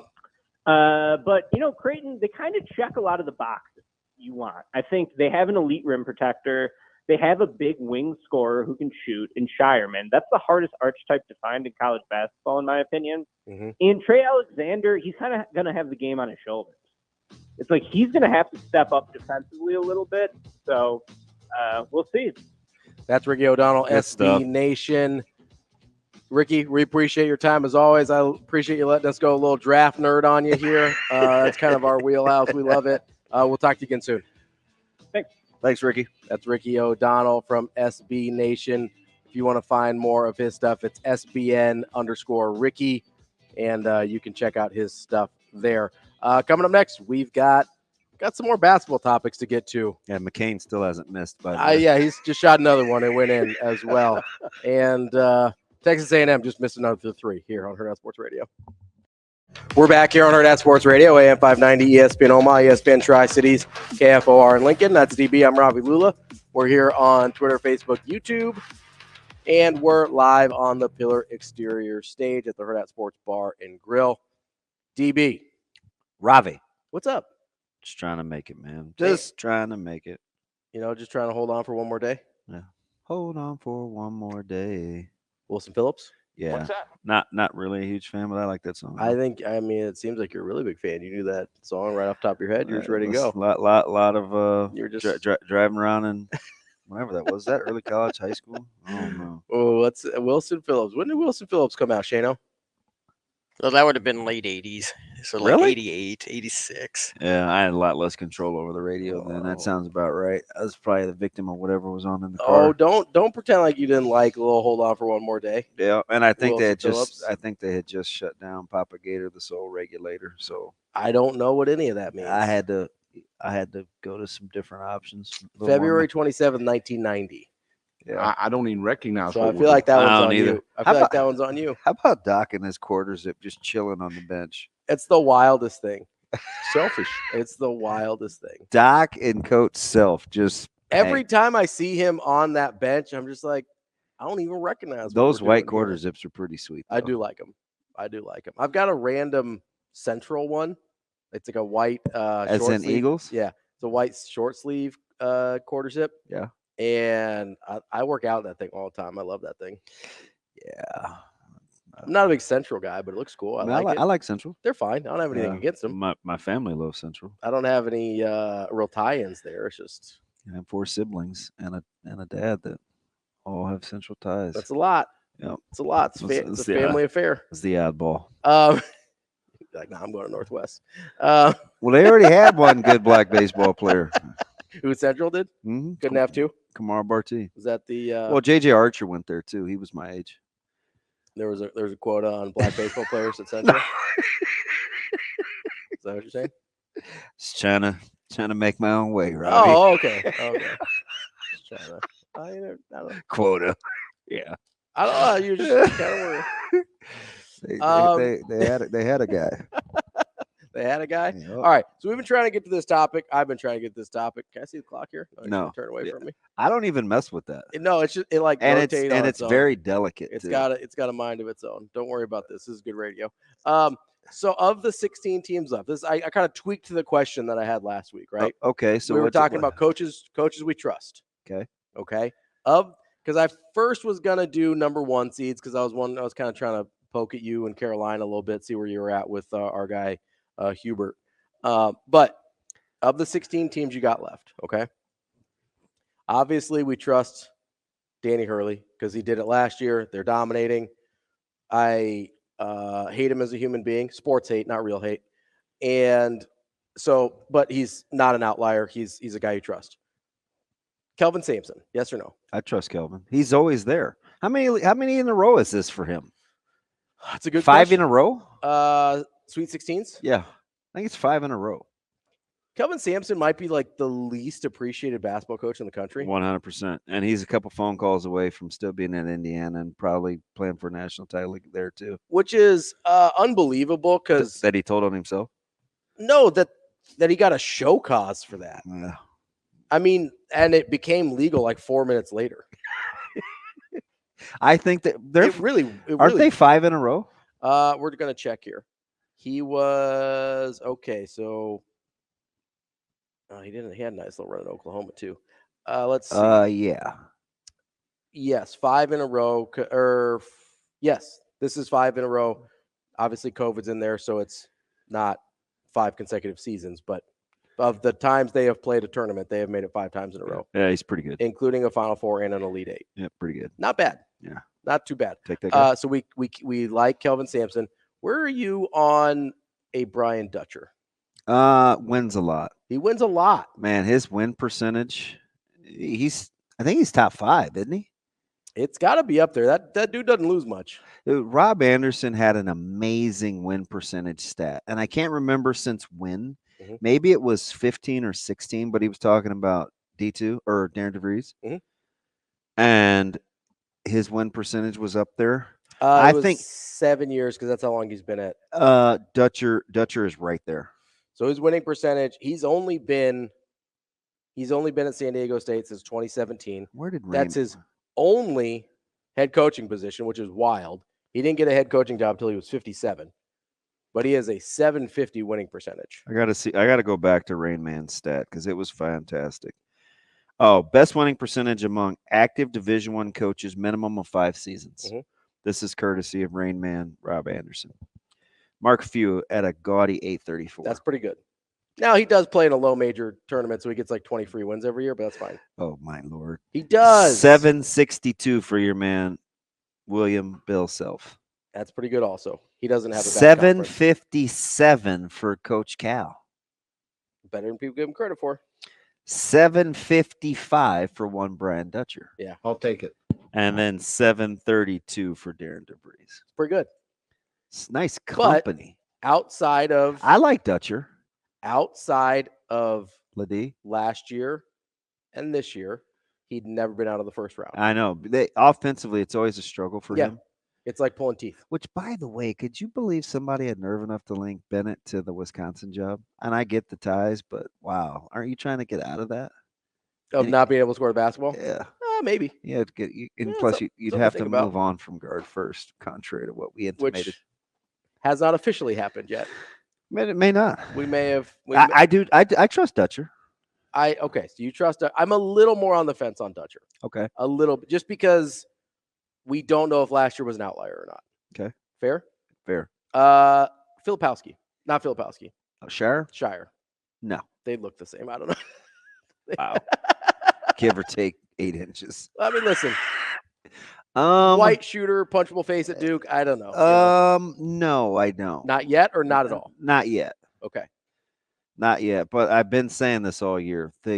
His young guys are starting to really ball. They're starting to get into Filipowski gets a lot of the headlines, saw but they got some pups balling. McCain yesterday. They got some and he's a first rounder. Mhm. I mean, Ton of talent. The recruiting class, McCain will get drafted before Filipowski. 100%. The recruiting class next year is even better. I mean, the recruiting class next year is stupid. Yeah. I don't trust him yet. Brad Underwood. I don't trust him. I don't trust him either, and I don't think I'm going to. That's not a not yet. That's a They're a slight dog, but I agreed with Ricky because it's what we've been saying all year. But when there's that starting when 5 they're going, plus they're 2, going. and they're pretty to watch. Oh yeah, it's really the style of basketball I really appreciate. And they're hard to defend. Yeah, because they're dynamic. Yeah, it's not just one or two guys. Like you talk about spurtability. One of the reasons I feel any kind of optimistic in the Creighton Tennessee matchup is because if you can lock down, connect, they're going to have a real hard time scoring. Yeah, and the thing about him is it's two things that Creighton is used to because they see it all the time. Mm-hmm. He's a constant mover, and he'll shoot from anywhere. Yes. So who does that sound like? But their athleticism, I think, is an okay matchup for him. Yeah. You just have to touch him at all times. Well, and you can get him to be a little inefficient, which is what Creighton kind of tends to do with leading scorers. Yeah. They're like, hey, yeah, you can have your 20, but it's taking 19 shots to get there. On the other side of that Illinois matchup, TJ Otzelberger. He's a tough one. I gotta trust him, don't I? Yeah, I trust him. He's a tough one for me. I trust him more than I don't. And by the way, they're favored. They are what, 2.5, 2? Something like that? 2, I think. Here's my issue with TJ? With Otzelberger. He's got the one Sweet 16 2 years ago. Yeah. Just don't have a ton of track record besides that. At Iowa State, you mean? Well, no, I mean, in terms of, he got bounced in the first round twice at South Dakota State. To get there was pretty good, right? I get that. I know it's a different deal, but we see mid-majors make runs. What's that? Too much Dom credit? That was helpful. Like, if you got a guy like Mike Dom in that league, like, you should make the NCAA tournament. Dang, Ravi here for easy draws. Well, listen, if I make the same argument for Doug, if they hadn't made the NCAA tournament with Doug for the couple years in the Valley, like, yeah, that'd be a bad miss. Like, if you've got that guy, you should make the NCAA tournament coming out of a mid-major, low-major league. Understood. That's just what it is. Now he's made Sweet 16 2 the last 3 years at Iowa State now. I'm not sure yet. I don't know if they can score ever. Well, you got to think they have to get to 70 to win, and that's a wouldn't you think? Tall ask. What's easier? Iowa State slowing down Illinois.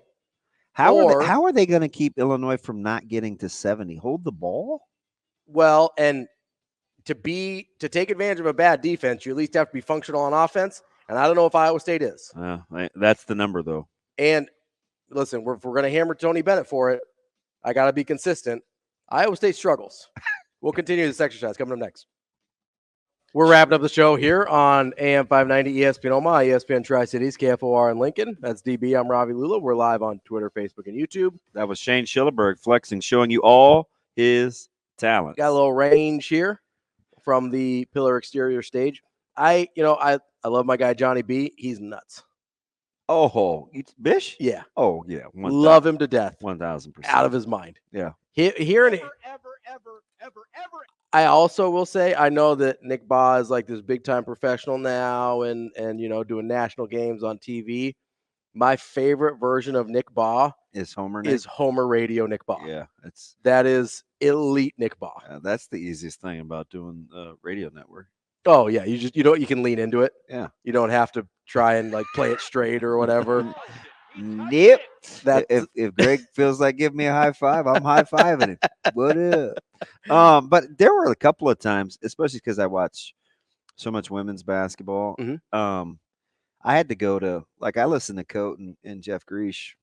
Yeah, Friday night. Yeah, just because I think sometimes these guys get stretched thin. I can deal with it with Kenny Smith and Charles. Like, I know they're NBA guys. And they're doing their best. Why they trot them out here every year, I don't know. But Kenny Smith at least tries. Yeah.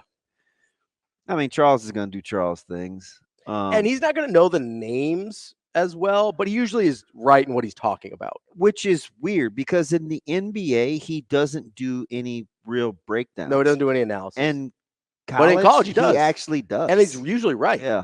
But he doesn't know their names. Yeah. Which is, I get it. So I like going to the local broadcasts. I do too. I do it with Bish. I wouldn't say quite a bit, but quite a bit. I'd say probably 50-50. Yeah. Plus Alexa, like if I'm in the living room, Yeah. the Alexa just pops right up. She's close.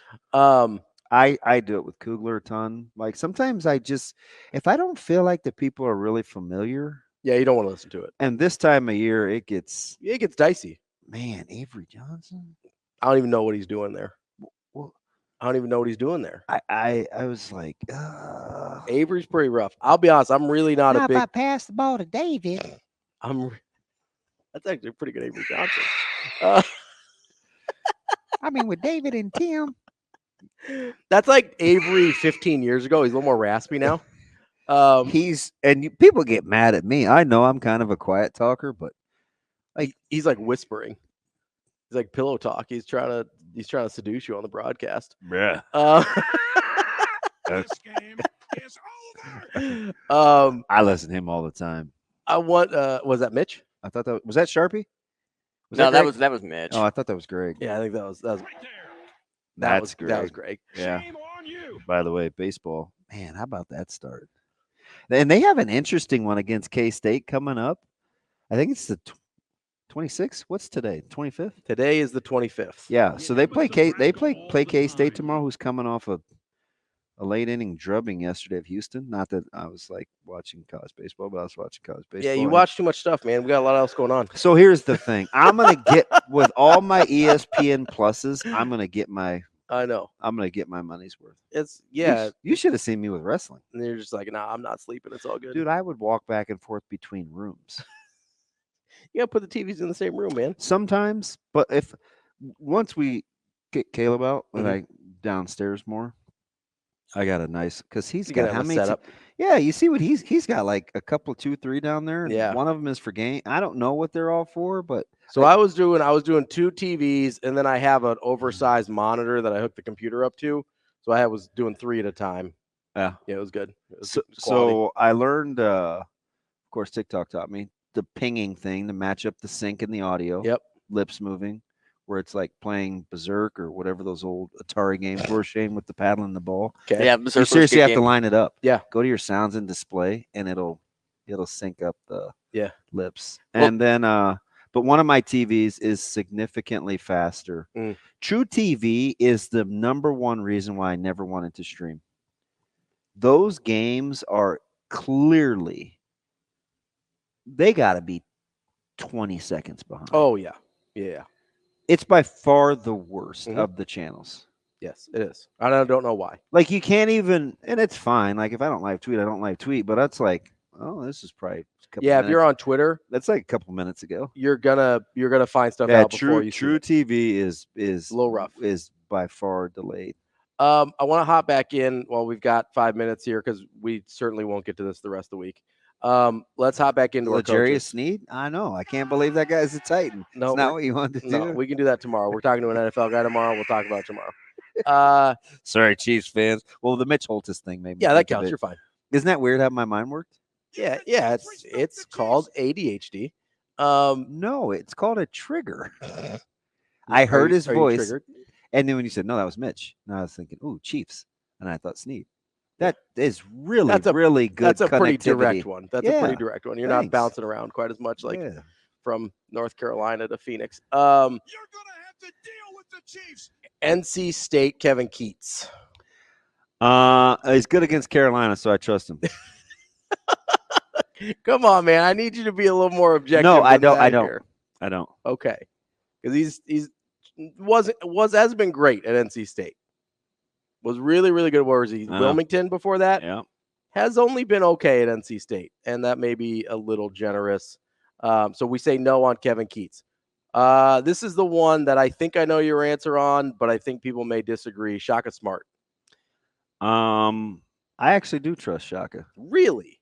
Because you're not high on him. No, because I think so. A couple things can be true at once. Okay. The prowess didn't match the results because even at VCU outside of the run, just had the one. I'm not even sure they won a conference championship. I mean, and if not, if it couldn't have been more than one, they would have had to get in the Colonial before they moved to the A10. So maybe I mean regular season. Oh, regular season, I don't know. So So I'm like, yeah, but he's gotten there with multiple teams, so he has to be good. I trust him. So outside of the Final Four run, which was his very first NCAA tournament appearance, and this year, which is his most recent NCAA tournament appearance, he'd never been to the second weekend. I trust him. Okay. I know you don't like him.